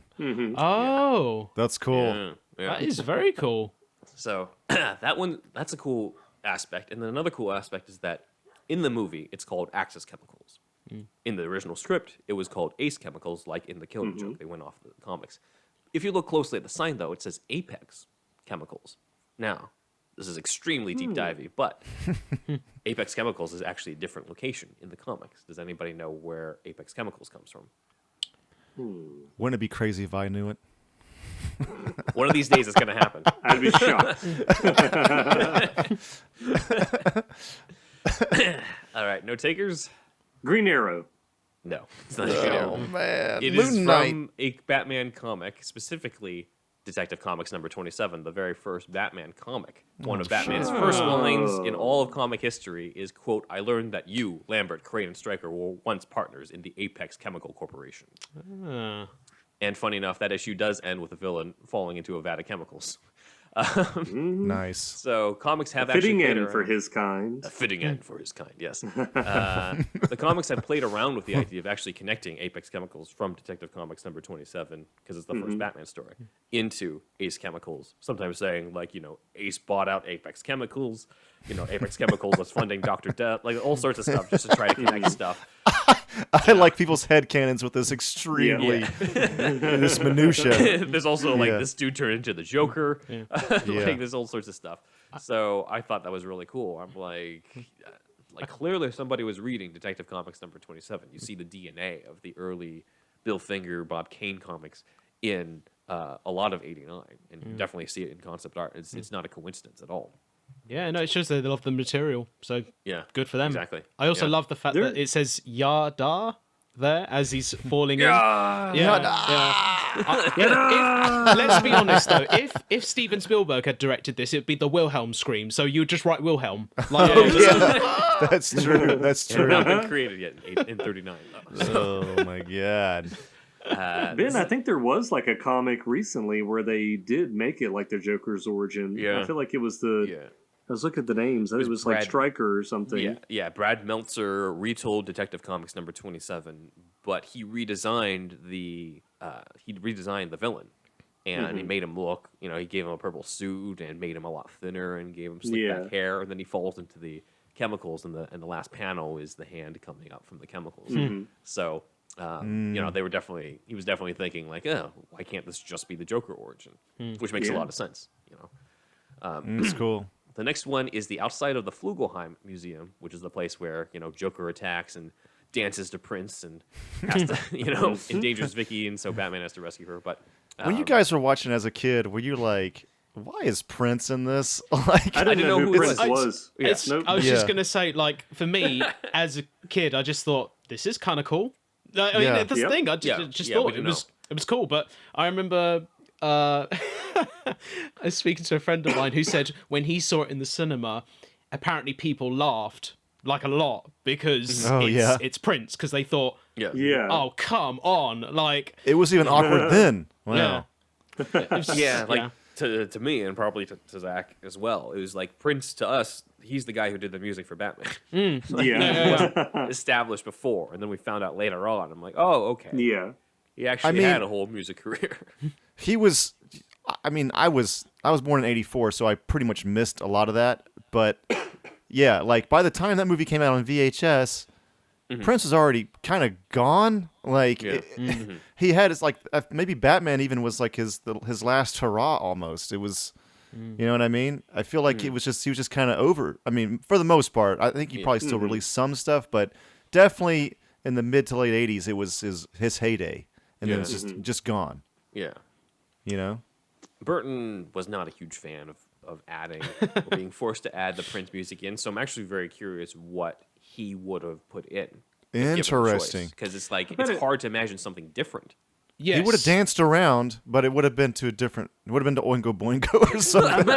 I was going to say it would have been more like the waltz type music that is associated with the Joker in that movie, where it's like yeah. I can see imagine that. Yeah, I could see that for the museum, not necessarily for the parade though. Yeah, that's hard. Yeah. So it's tough because it's so ingrained in the movie. Yes. Like, yes, we laugh about it and say like, oh, it kind of messes with the timelessness of Gotham, but then it's just like, all right, well, what would you put in there instead? And just like, I don't know. This is a good lesson. Even if you're a top guy directing a top movie, you're not getting what you want 100%. Yeah. You know? Sometimes you just can't win the battle. Wall Street is just screaming down your neck. Yeah. I mean, even warning that Prince in there. Even the whole Nike sponsorship thing. How can we get Nike in there? And yet they just simply said, the Bat boots. The Bat boots, yeah. Yeah, I love it. Of course. I love it. Why not? Yeah. And it's really subtle as well, because it's a really quick shot as well. Like he's just and because they implement it within the story, Batman is so strong that he's going to hold him like across the room, like to the point where you see his feet dangling, Yeah. so you can see his feet. Yeah. It's genius. It's a really clever way of getting around that. And also, just to come back to this sketch here, that to me does not say museum. That says more like that to me says bank, like a bank. Like, yes. It's a vault look. Yeah, Definitely. Yeah. And yeah. Go ahead. No, I was just going to say, I don't really see an art museum within that, but I find it interesting that that's where their head was at the time. Well, wait till you see what it's based on. Yeah. Ah, okay. So, the name Flugelheim is a spoof of the New York museum, the Guggenheim. However, the Guggenheim doesn't look at all like the Flugelheim. They did not. like a Dr. base Seuss it book. off of that. It was just like, nah, let's not do that. So, but it is based off of a specific building. So first, here's a comparison of the Flugelheim, the sketch, and then the one brought to life in the movie as its first show next to City Hall early in the movie. And then we have the real-life inspiration, which was the Arc. This is in Kyoto, the Arc Nishina Dental Clinic. It's a dental clinic in real life. Sure, why not? Yes. And apparently it's a small dental clinic because the Flugelheim Museum was, quote, built 5 times the original size of the dental clinic for the movie. So you're going to Kyoto. Are you going to see some temples? You're going to, do some cultural stuff? No, man, this is dental clinic, man. I got to check out. It's in a Batman. Oh, man. I'll go with you, Andrew, and you're just like, are you sure you don't want to see anything else? I'm like, no, I just got to go to Kyoto. We're going to split for half the day here. We'll meet up at lunch. Yeah. God, I can't wait till you guys come to the UK. We want to go to Gotham GCPD. You want to go to Euston? Why? You want to go to Euston Station? Why? Oh, Go see man. the I want to Park go Row. see Arkham. Is Arkham over there? Isn't that right, Ben? From I Batman don't know if Begins? it's open yet. Oh, the From Batman Begins. Oh, that Arkham Hospital. I think it got torn down. Yeah. yes, Oh, torn down. man. Yeah. I think Walter the Robot told us about that. Being torn down. I don't think it's there anymore, sadly. Sorry, Zach. But you can join us for the London trip so that we can go to Park Row. With, Yes, Yeah. go to Park Row. I really We enjoyed meet in Park London. Row. Yeah. Yeah. That's cool. Also, just another little note. I know we're talking about Tim Burton, but I always love that moment in Batman Begins because I never saw it as a 15-year-old watching it in the cinema. But when you watch it again now, you can't help but see when it's the last moment of the film when Wayne Manor's burnt down. Spoiler alert: if you haven't seen Batman Begins. I mean, first of all, why have you not seen Batman Begins? Yeah. But and you see in the back because you're supposed to assume it's outside of Gotham. But in the background, you can clearly see it's like the West Country. And you're just like, Oh, yeah. this is not America. This is Right. this is not Gotham City. This is like outside of Surrey. Like this is, Okay. and you can just see Surrey in the background. I just love it. Each time I see that now, I go, yeah, Amazing. that's not Gotham. Yeah, definitely would not. That's Nolan just being like, Yeah. whatever. Americans are Greenery. gonna know. Greenery's nice. yeah. I like it. You got fields in America. Come on. Yeah. It'll be fine. You get Lots away of with it though fields. in the Burton one. Like that Wayne Manor is still amazing, and I can't wait to see Yeah. that back actually as well. Yeah. It's gonna be really.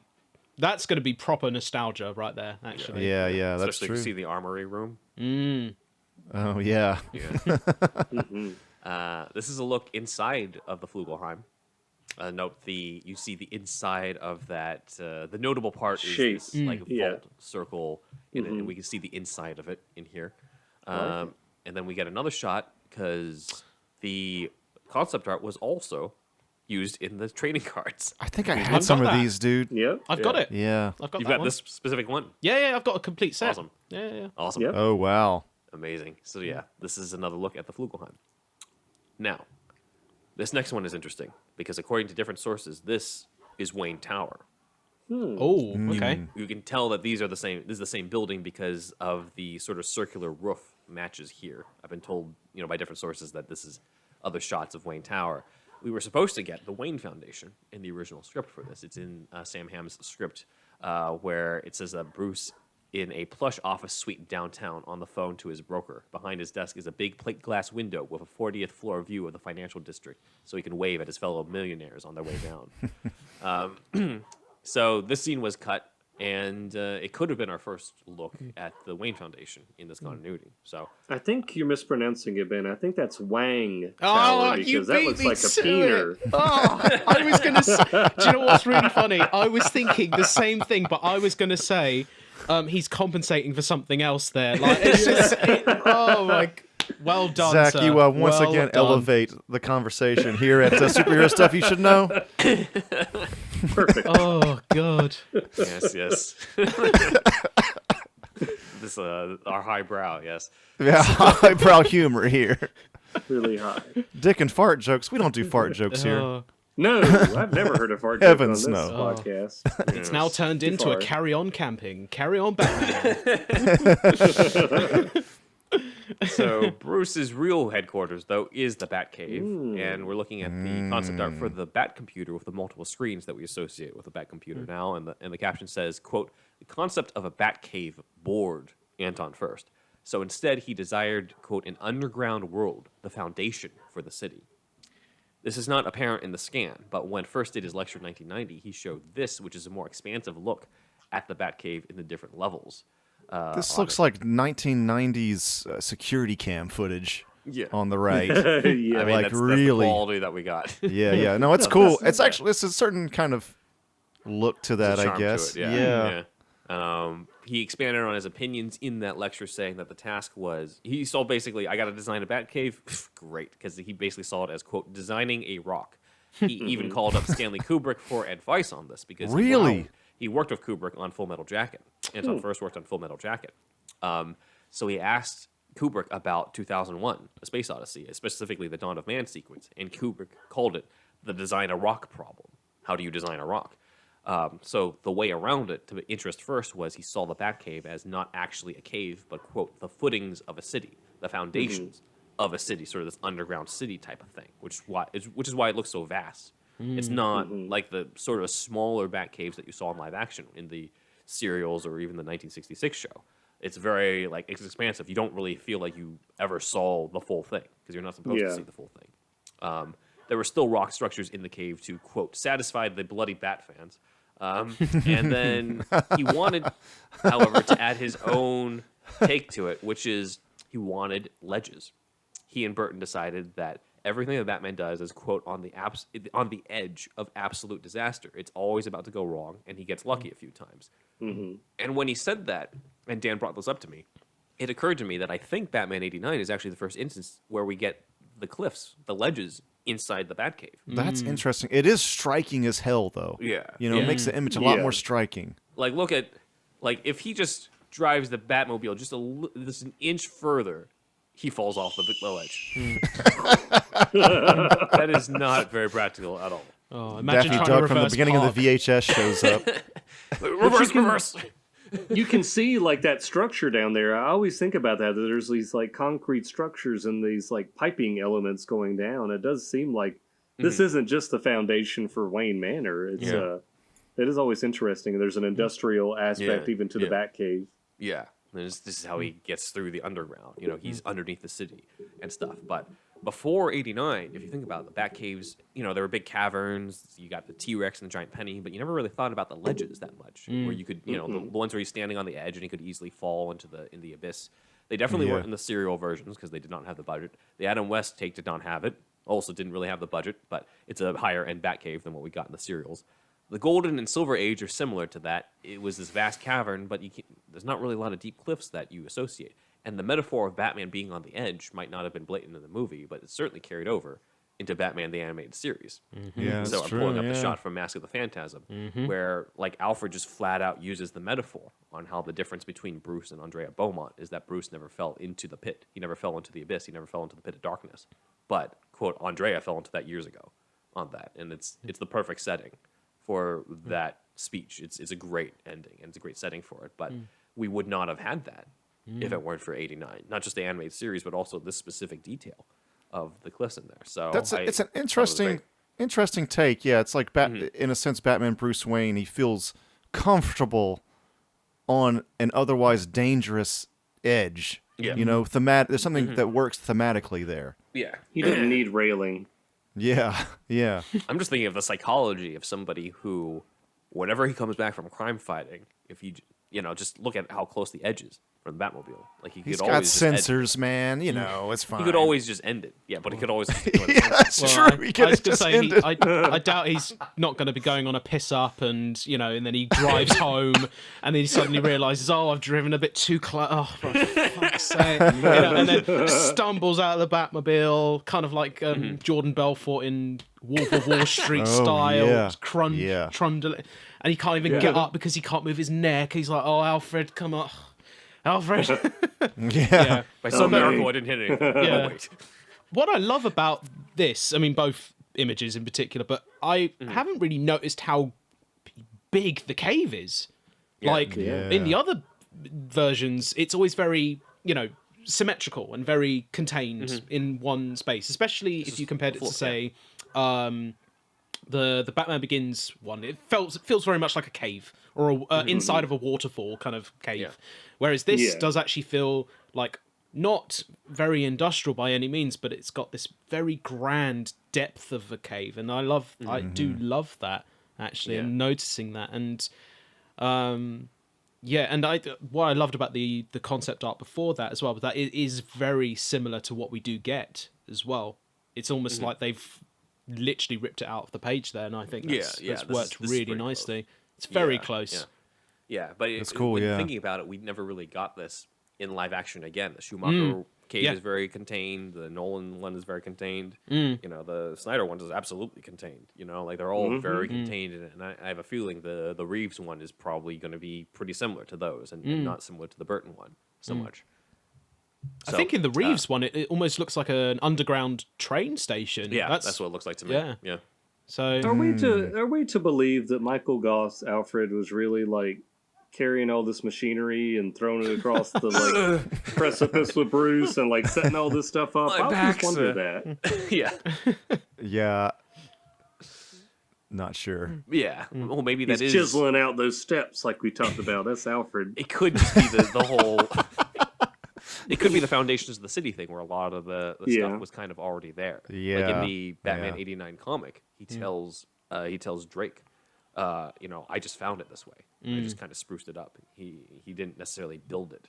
That's right. I mean, obviously there wasn't a computer just sitting there already. I'm sure that he found some way to drag it down there. But I think some of the stuff is already in the foundations. It's already sort of there, like this little these girders down there.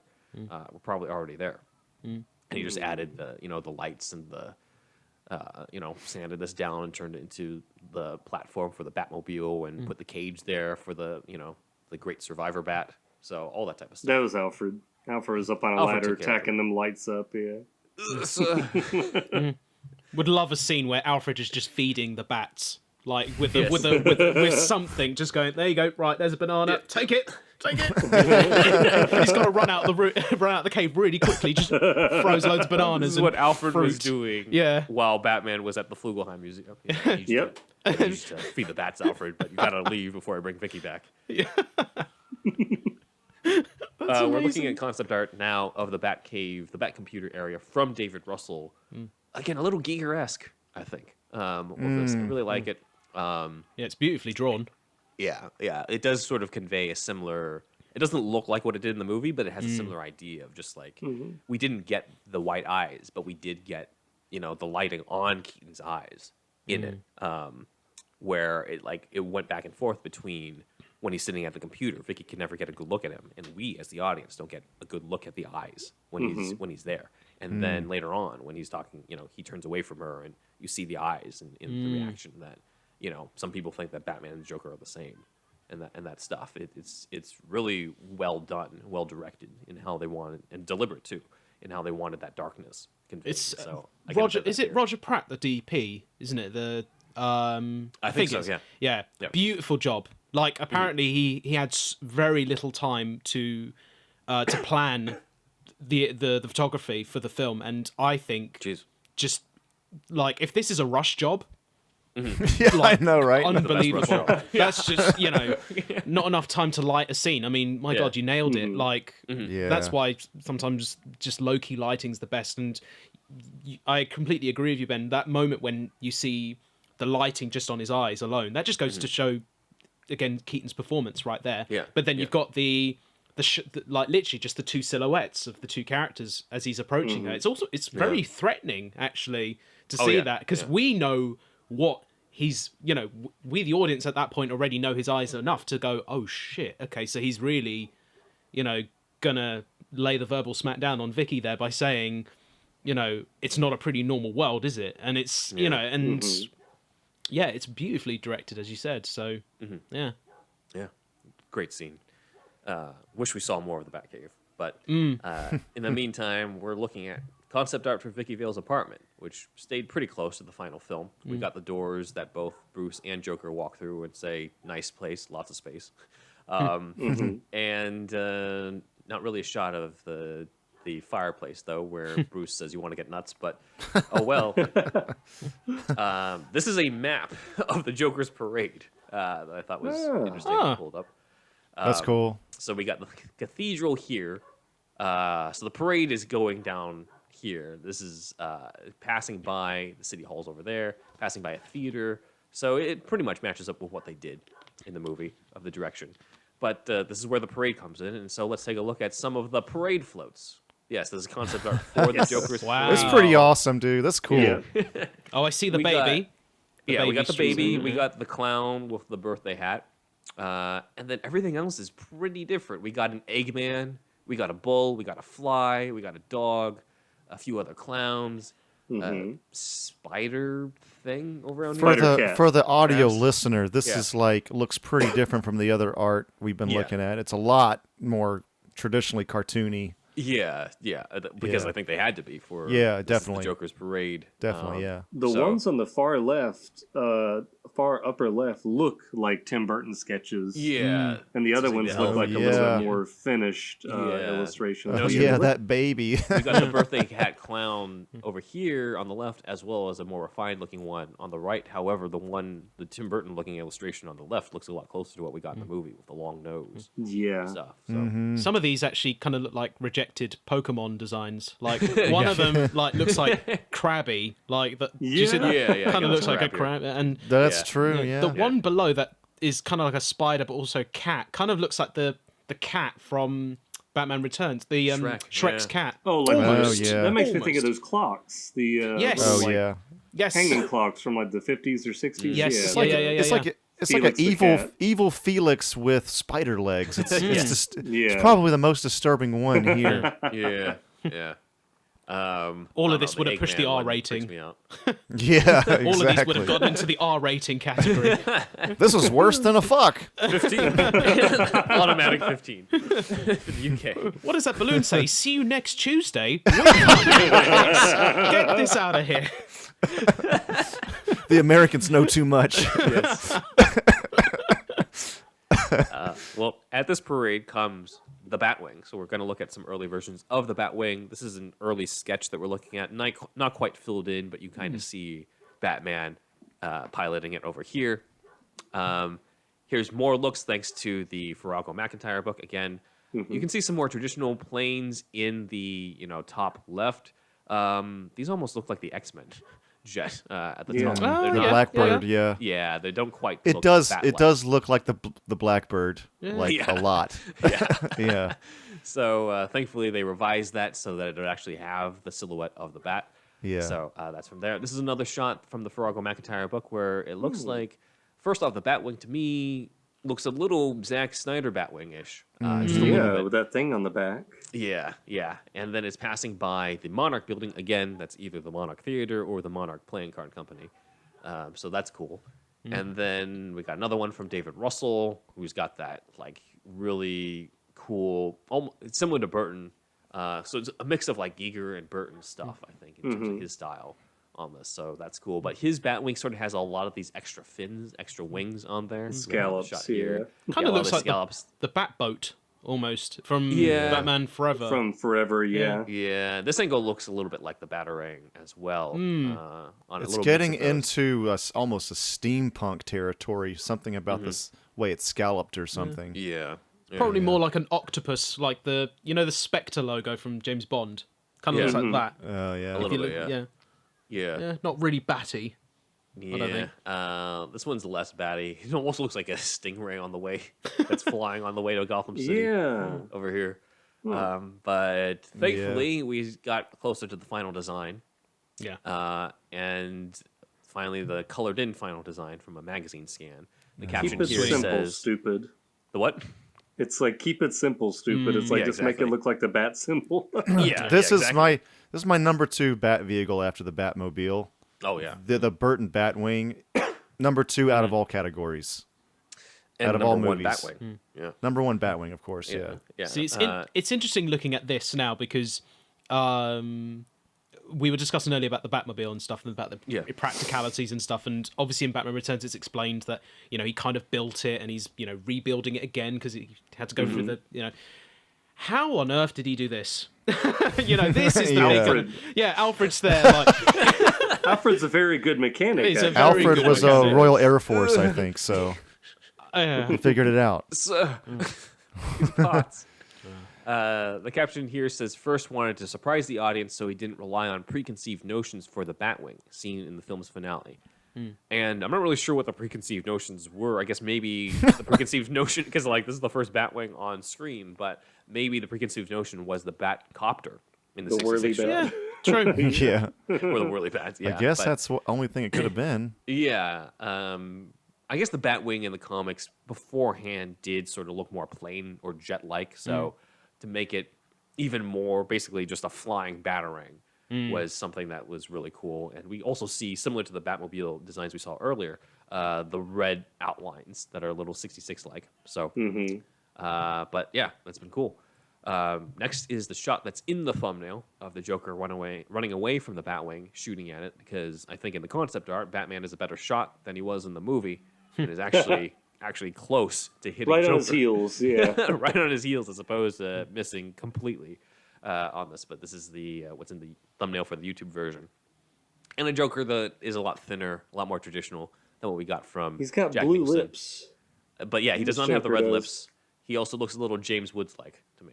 So it's a very, very That more would have been a traditional very interesting Joker. casting choice. Yeah. Yeah. Sam Hamm did say that he was considered. Was at he? one point. Wow. Well, yeah, in terms of just brainstorming, I don't think they actually offered it to him. But Dodged a they- bullet on that They one. said, they said that they were just like, okay, who could it be? So one was Woods, one was of course Willem Dafoe. On this, I could see Dafoe. Yeah. Well, capturing yeah. This, but specifically in this image as well. Yeah. So, yeah, this seems slightly boring, but this is a shot of one of the buildings in Gotham during the Batwing sequence. But you might notice this is upside down. I don't know if this is yeah. because Heritage Auctions. yes. Heritage Auctions has this concept art, so I don't know if they just.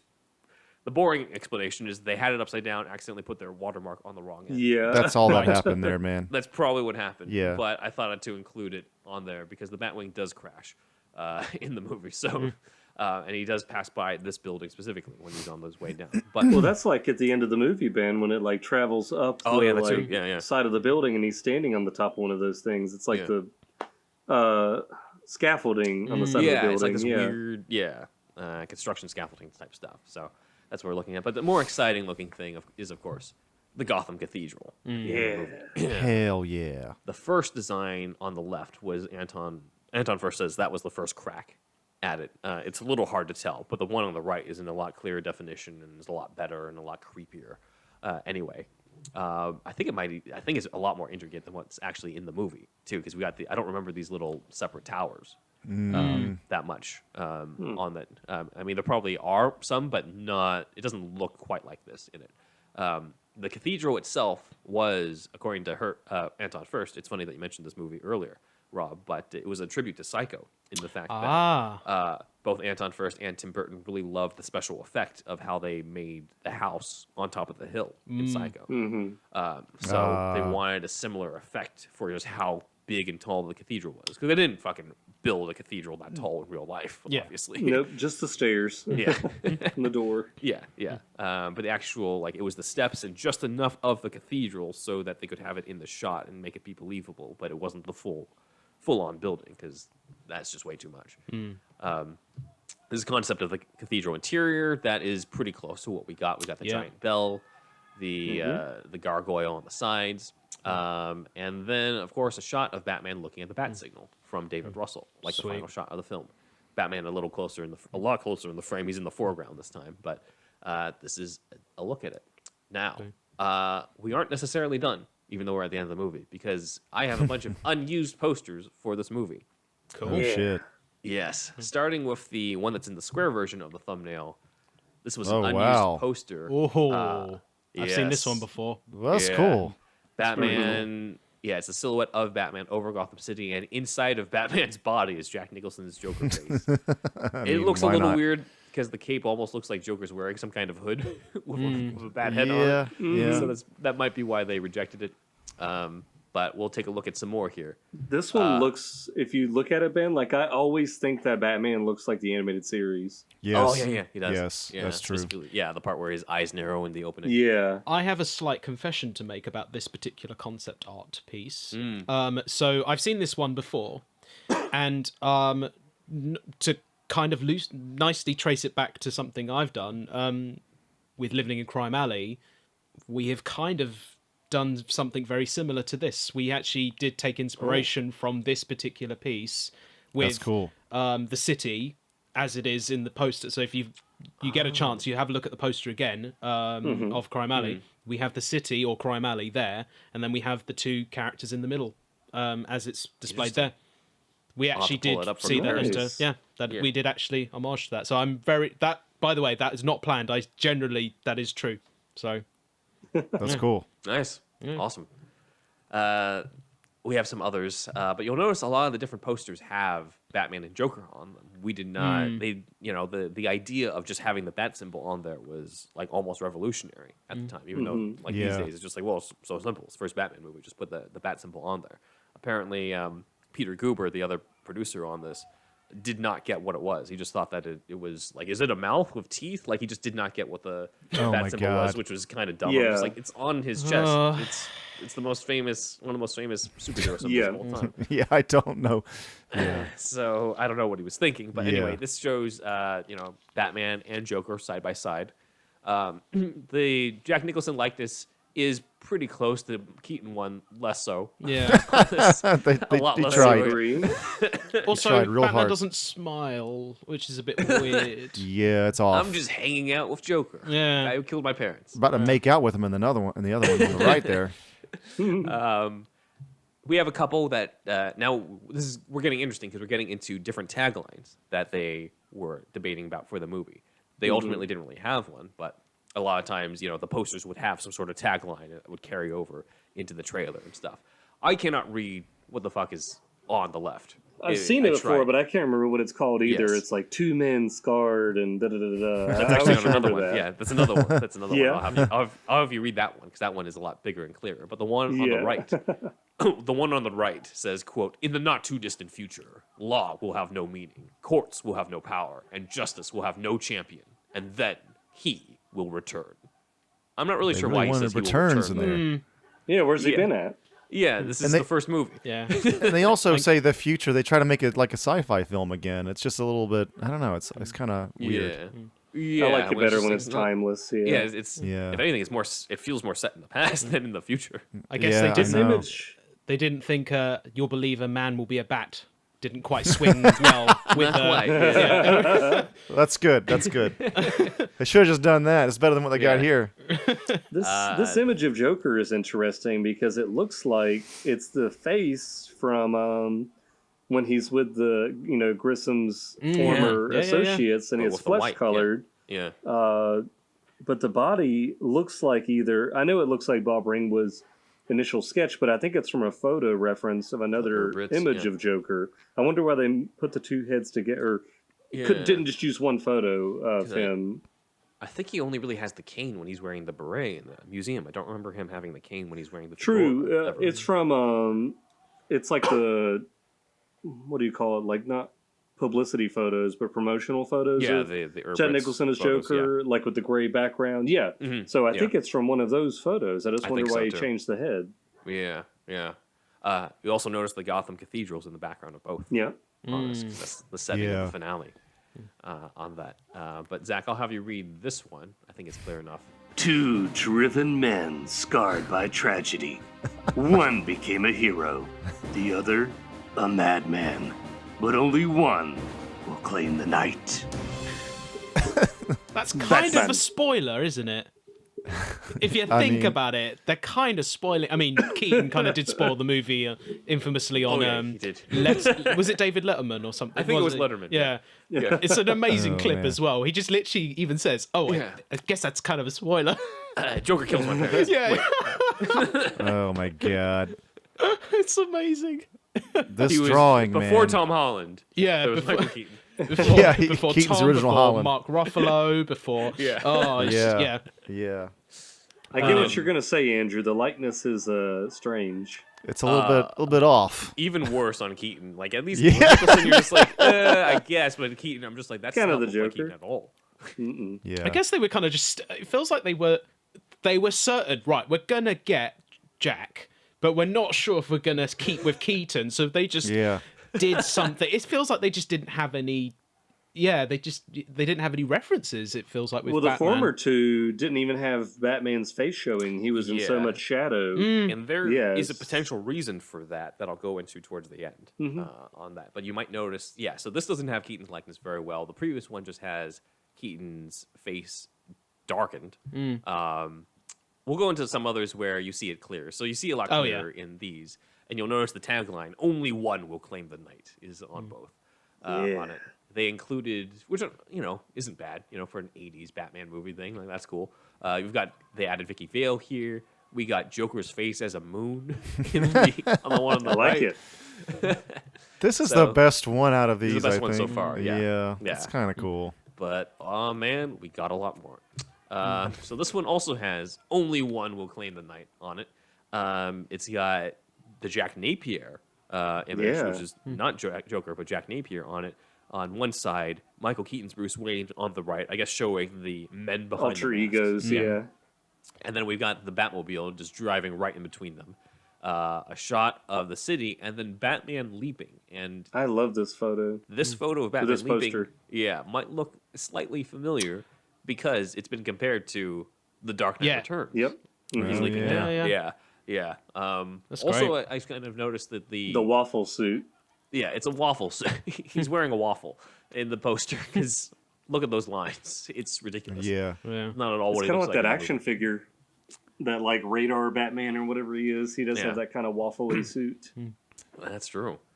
This was only an- one will claim the night was Yeah. they probably had this all the way up until release. Like this Yeah. feels like It's not even the theme. That's the thing that annoys me. know, The I know, I mean, yeah. it's not even like.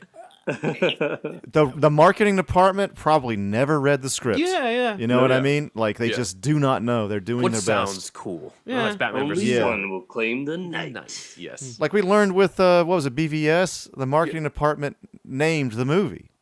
Yeah. Pretty much. You know, it wasn't even Snyder or the screenwriter Terrio's idea. Yeah. Terrio was just like, you're going to call it Batman versus Superman? This is not what I Yeah. wanted. Yeah. Yeah. This unused poster was done by John Alvin, and Dan actually brought us some scans from John Alvin's book Yep. Damn. going into this unused poster, including an alternate version where Jack Napier is holding up a Joker card down cool. there. So That's cool. that's yeah. cool. So this is a couple of similar designs from what we've seen with Jack Nicholson's Joker popping out of a Joker card. That's kinda cool. with- Yeah, it's cool. Batmobile driving away, and Batman in the foreground with his arm in that pose. But these are also done by John Alvin, also featured in his book. This next one looks like a Mad Magazine parody a little bit to me on the left. And the tagline says, "What does it take to beat a Joker?" But bee. it's got the somewhat of likeness. It's almost like a caricature version Yeah. of Jack Nicholson's Joker and Michael Keaton's Batman, but they're inside of a card, a Jack and Club card. And this is an homage, it seems like, to the Brian Boland art of Joker and Batman on the card, with the J on the top for Joker and the B on the bottom for Batman. On that, and they did actually use the Brian Boland Joker art in the movie. It is on the sleeves of the Joker. Oh, yeah, yes. that's right. Not the movie. Yeah. Except it's not. They don't put Batman on there. Obviously, it's just Joker with Joker on the Flipped bottom. around, yeah. Yeah. So that's the little tribute to Brian Boland, since The Killing Joke is Tim Burton's favorite comic, and Sam Hamm really loved it too, and tried to put some lines from the Dark Knight, from The Killing Joke, into his scripts. Even though I don't think I read the draft where there was Killing Joke dialogue. I think I only read one where there was the Dark Knight Returns dialogue, where Joker talks about like how many people Batman's killed by letting the Joker live. That's right out of the Dark Knight Returns. But this next one comes courtesy of Burton's Gotham on Instagram, the user Burton's Gotham, and is done by the late painter and illustrator Chris Achilleos. This is a 31 by 42 painting commissioned by Warner Brothers to do it. So it feels a little less like a movie poster that you'd see in the theater in '89 and more of just like a really cool art thing that they would sell. But apparently, it was not used because, quote, it was found at the last minute that the star of the film had a clause on his contract forbidding the use of any artistic interpretation on any promotional material.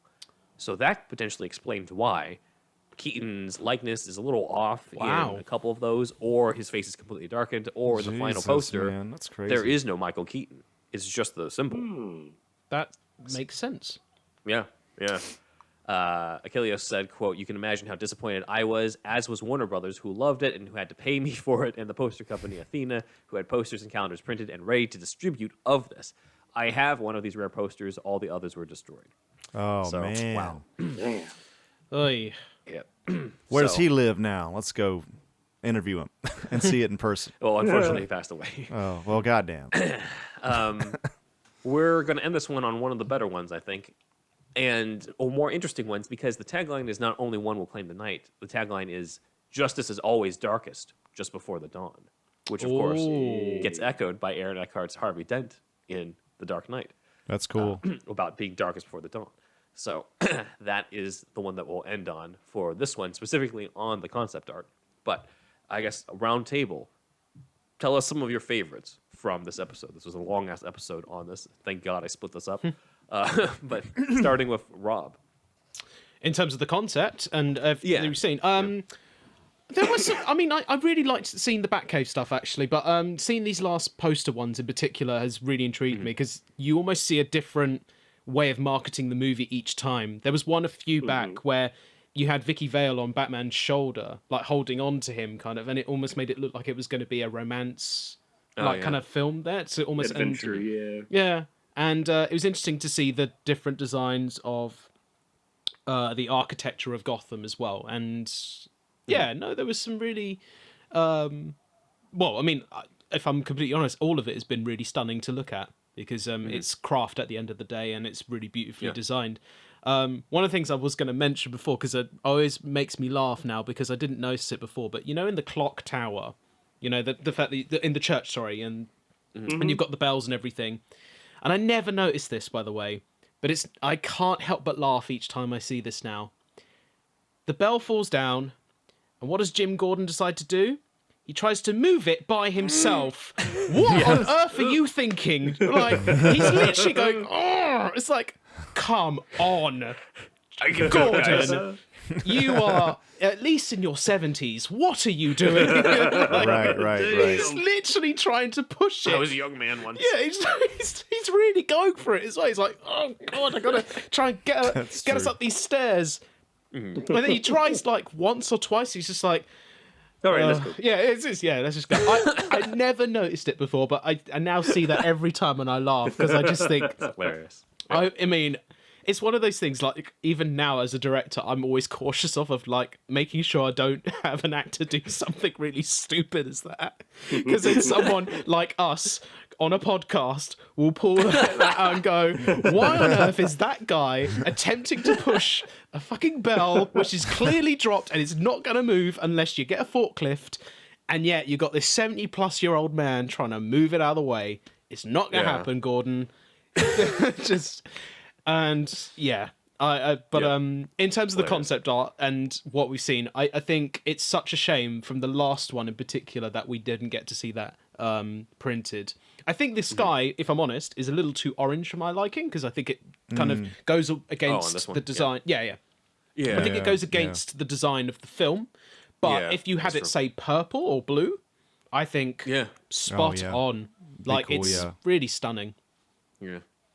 Yeah, it doesn't, like, the background itself is a different aesthetic, you know. I think it's just going for a complementary color scheme. Yeah. Like, you got sunrise. You got the cathedral in there. And the bat signal is a different design than what we got in the movie. But it's a pretty stunning piece of work. You know, Absolutely. I guess we can go back up to the top. Andrew, what did you think of the concept art? Yeah, my favorites were probably I do like Tim Burton's sketchbooks, sketches. I like Burton's, like, he's definitely, as we all know, you know, the kind of the sad emo boy before there were sad emo boys. But he's never without humor. He always has a certain lightness to it. He's playful, so he's kind of sad, but he's definitely not suicidal. You know, he's macabre fantasy with humor involved. So even with the Joker, the psychotic Joker drawings and stuff, there's something. Well, I guess there's something humorous about the Joker, obviously, but yeah. And then other than that, I like the cartoony stuff, I think, too. I like the balloons, and I got to get up to the Batwing. Love that. I like aviation art and that kind of. There's a certain aviation look. And you could see that in that drawing as well. Like, I don't know, that blueprint schematic kind of look I think is cool. And there's I mean, we'll get to it eventually at some point, but there's an aviation element in Amano Recon, something that I'm shooting now, or I'm in production for now. So, yeah, I like that kind of stuff. Nice. Zach. Well, I gotta say, you did show me that one piece of Joker artwork I'd never seen before with him in the smoking jacket. But I think overall, like, I do enjoy looking at Bob Ringwood's conceptual art for Joker specifically, because it's interesting to see his interpretation. I'm sure he was very aware of Cesar Romero's interpretation of the Joker. Yeah. But it was interesting to see him try to work out how this flamboyant character would look in real life and how to, you know, make that work in his eye for design. So that's just really interesting to me to see how he came up with that. And I did like looking again at these unused poster concepts, because I've seen quite a few of them that John Alvin had done in his book as well. And it's just really interesting to me as somebody that's had to do like a lot of artwork that is like poster mock-ups almost, and I would say it's a different level than just a regular composition for art, because you have to include actors' likenesses, and a lot of times there's like stipulations as to whose head is going to be the biggest in a lot of these like pieces. So it's just interesting to me, like, you know, like, why is Michael Keaton's face not shown in some of these, and you know, why is the likeness weird, and why do they use certain photo references and not others? So that's I think that's always really interesting to me. But overall, it's always enjoyable to look at all this stuff. I mean, I like seeing it, especially the artwork for Gotham. Yeah, I mean, the black and white charcoal drawings are just really beautiful to look at, even though it's it would be a scary place to live. Yeah, it's aesthetically very pleasing. Some of my favorite stuff when Dan and I were working on this episode was on the Gotham City, and just going into the nitty gritty of the influences, because, you know, everyone knows, like, this is the quintessential Gotham City. Everyone knows, like, the Anton First type aspect. When you get deeper into it, I'm just like, oh, like, it's really cool. Like, Flugelheim is based off of a dental clinic. Like, all this type of stuff is just so deep divey that it's one of my favorite parts when I was going through this, even though, like, I'm not usually a big, you know, architecture person compared to just like character designs and that stuff. But for this one, it's like, well, Gotham is very much its own character in this movie. And I wonder if there's a Japanese poster in that dentist office. I mean, a Batman poster in that dentist office. That would be awesome. Yeah, exactly. But it is cool to see the Gotham concept art for this, and then contrast it with the Batman Returns one, where it was almost like these watercolor paintings that were also very beautiful and its own take on Gotham. And you know, I know that there are completely different sets and different production designers on that, but it is it's close enough to be in the same world. So those are some of my favorites. But we'll continue this dive into Batman 1989 next week with deleted scenes and storyboards, including the storyboards with Robin in them. So until then, that is superhero stuff you should know. Oh, yeah. All right.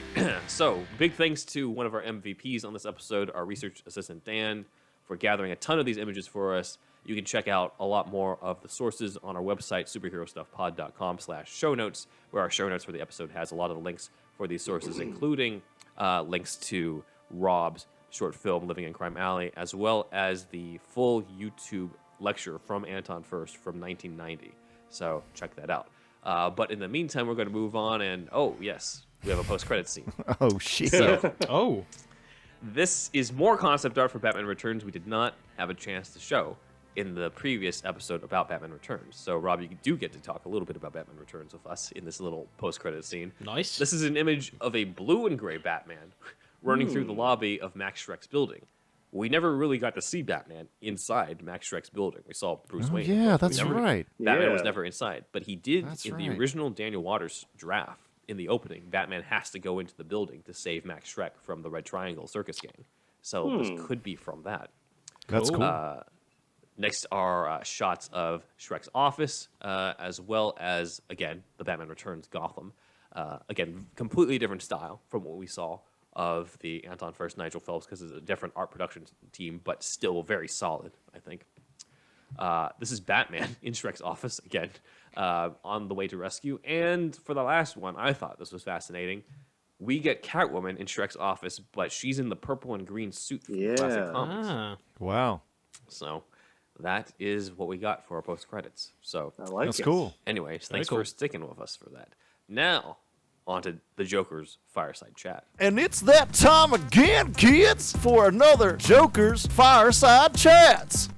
How charming little Richard S. Scott J. Fitzgerald writes, Dear Uncle Joker, Happy New Year to all three of you, the Wizard, the Bat, and the Artiste.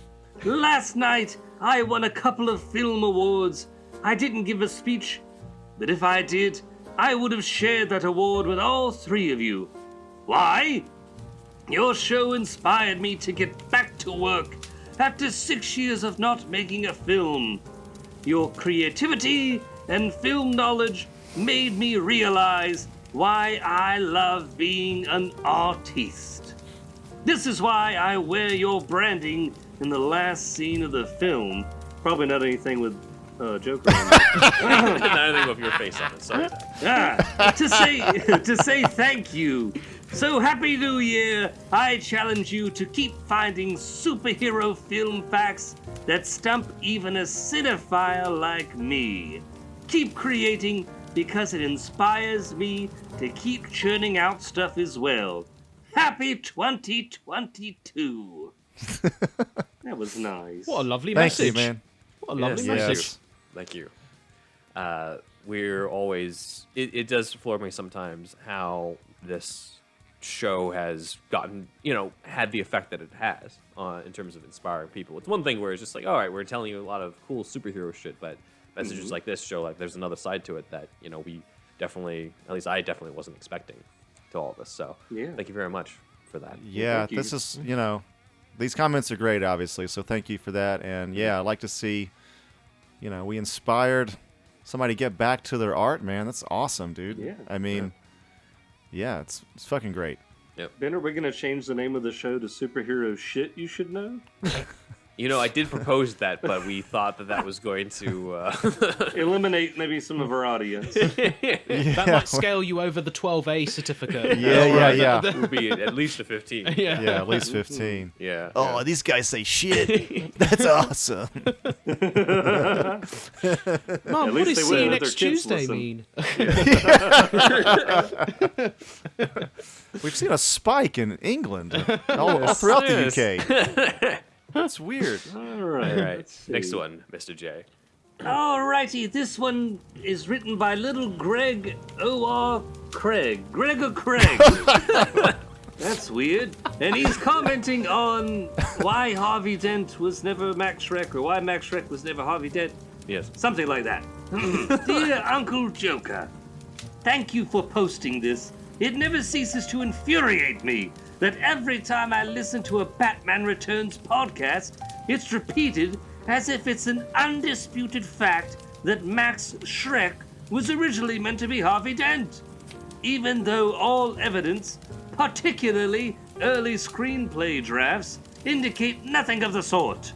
The contrary, in fact, and Daniel Waters has specifically stated that he tried, unsuccessfully, to incorporate Dent elsewhere in Batman 2, as it was known at the time. I hope others listen to this short video, but as far as podcasters and bloggers finally calling quits on trotting out this apocryphal fact, I won't hold my breath. Anyways, Merry Christmas and keep up the good work. Thank you, Gregor Craig. Yes, Thank you, Gregor Craig. Yes, thanks for commenting on that. And please check out that video on our YouTube channel if you're a Batman Returns fan. So it's a very short one for the Christmas season. Yeah. On to the next one. I bet you didn't think the Joker would say apocryphal before. I was scared. It was coming up, and I was looking at it. I was like, "Oh, what's going to say?" So I'm glad I got it right. The gears were turning in my head. Also, that video does feature Zach as the voice of Max Schreck at the end. So check that out. Oh yeah, that's right. That's right.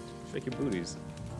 All right. Little and Utasia writes, Dear Uncle Joker, I don't know if this channel talked about other Superman-related projects before the whole Superman Lives idea. I think we have had a couple Superman episodes, if I'm not mistaken. But it would be interesting to see a future video about the failed Superman 5 attempts. Like that script from Kerry Bates, or the crazy one where Superman impregnates Lois before dying, and the baby grows to become the next Superman. That does sound pretty wild. Superhero Stuff You Should Know is a part of the HyperX Podcast Network. HyperX is our sponsor and the maker of the acclaimed QuadCast and QuadCast S microphones. QuadCast USB mics look and sound amazing, and they're packed with features. With 4 selectable polar patterns, you'll get great sound no matter what you're recording. The included shock mount and pop filter mean you won't have to shell out extra cash for a great setup. Then there's the eye-catching LED indicator and tap-to-mute sensor, so you can tap in and tap out to stop broadcast accidents. It's time for you to tap in with the HyperX QuadCast and QuadCast S. And that was Uncle Joker's Fireside Chats! We definitely plan to cover those at some point. We've only really done the 1978 Superman movie and the Snyder Superman movies, but we do plan to return to Superman. We've been getting some requests on that. It's just that it's the year of the Batman. We've got Pattinson, Affleck, and Keaton on screen this year, so we've been doing a lot to prep and tie in for that, but we absolutely do plan to do that. And, you know, the unmade BVS episode that we covered was kind of our little gateway into that as well. We didn't even get to Superman 2. We Yeah. did a huge coverage on 1, and Yeah. we'll get to 2 at some point for sure. It just took everything out of me. That was 5 parts. I know. It was a lot, but it was great coverage, though. It was. Thank you. Yeah, but I'm gonna take a shot at this last name. Urteaga, maybe? Yes, potentially. Yeah. Urteaga? Ortega? Let us know. But yes, Ander, thank you. yes. Yes. Ander, Thank you, got that Ander. one. Yes, thank you, Yeah. Ander, for that. We will return to Superman. It's a lot, and yeah. If you guys want more Superman coverage, share out more of the Superman stuff. You know. Yeah. But in the meantime, we have one last person. I think, Mr. J, you will be interested in this. We have a message from a doppelganger of yours across the multiverse. An imposter! We have a comment. We have a comment from the Joker from the Long Halloween. Oh, wow. So hopefully the audio works on this. Well, hello! It's me, the clown prince of crime, the Joker. And I'm sending you, Andrew, Benjamin, Zachary, a message to talk about the long Halloween. You guys extensively talked about how particularly the plot goes, but you never spoke about how uncorrigible the plot is. I don't even know if that's a word. And anyhow, did you not realize how stupid the Batman is? I mean, really. I mean, Catwoman was the one that truly saved the day, and she is a cat. Anyhow, that was my thoughts. What's yours?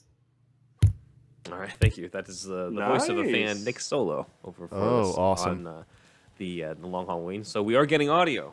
They heeded your calls, Thank you. Andrew. Yes. Please, thank you guys for finally heeding the calls. That was a great audio. I'm going to put it out there. Does not have to be an awesome voice. That was awesome, but you can just say, "Hey, you guys are awesome" as well, or "You guys suck." Even I don't even give a fuck at this point. We'll kind of play anything. Don't encourage them. And then we also had the. I did not have a chance to acknowledge it in the Penguin episode, but that was the voice of Jackson Putnam as the Penguin voice. The reason why I didn't get to acknowledge it is that we actually recorded the episode before he even sent in that audio, and then when he sent in the audio, I'm like, this is too good not to put in the opening. Yeah, I thought you were in cahoots with him, Ben. Nope, not at all. Not at all. He sent it on his own. And I'm like, oh my god, you have no idea. Like It's a what we happy just coincidence. recorded. Yeah. Synchronicity. That was Jackson Putnam as the voice of the Penguin in the opening of the Penguin episode. So thank you very much. And as for the Long Halloween stuff, Mr. Joker, Long Halloween Joker, I think we did have an episode, the Patreon episode. We went a little deeper into the movie, but in the movie, I did complain that I felt like the Long Halloween movie adaptation made Batman kind of an idiot and made Catwoman the one who actually figured stuff out. Especially when Batman's like, "I never thought I had to be a detective." And I'm just like, really? Yeah. I thought I just got to punch bad guys. I'll just pound them into the ground and make them go to sleep. So not a fan necessarily of that take on it. But thank you for submitting that audio. Yes, thank you. That was awesome. I like that. I think I've got a new protege. I'll just have to strap him down to a table and shock him a couple times, Tim Burton. Yes. All right, now on to Andrew with the shout-outs. Oh, man. All right. Thank you, everybody, for those comments, and thank you to our Patreon patrons. They are Shasta, Leom O, Super Inframan, Douglas P, Dan D, Aaron Willett, Nick Noir, Jeffrey R, Asger's Web, Jeremy H, Alex of the What Mean Podcast, Ian Justice, Jared P, Jamie H, Rochelle L, Matthew B, Skylar TD, Sketchcraft, Braxton W, Renee V, and JD. Also, other supporters: Sparkageddon, SECT Productions, Robert Schumann, Kukin Noms, Matt Herring, Elijah B, Shamrock Balls, Ian H, Walter the Wobot, John Wells, Rye Guy, Jackson Putnam, Tway N, Watson, who is Stage Bat on Instagram, and Logan Wood, who is Shane Helms 121 on Instagram.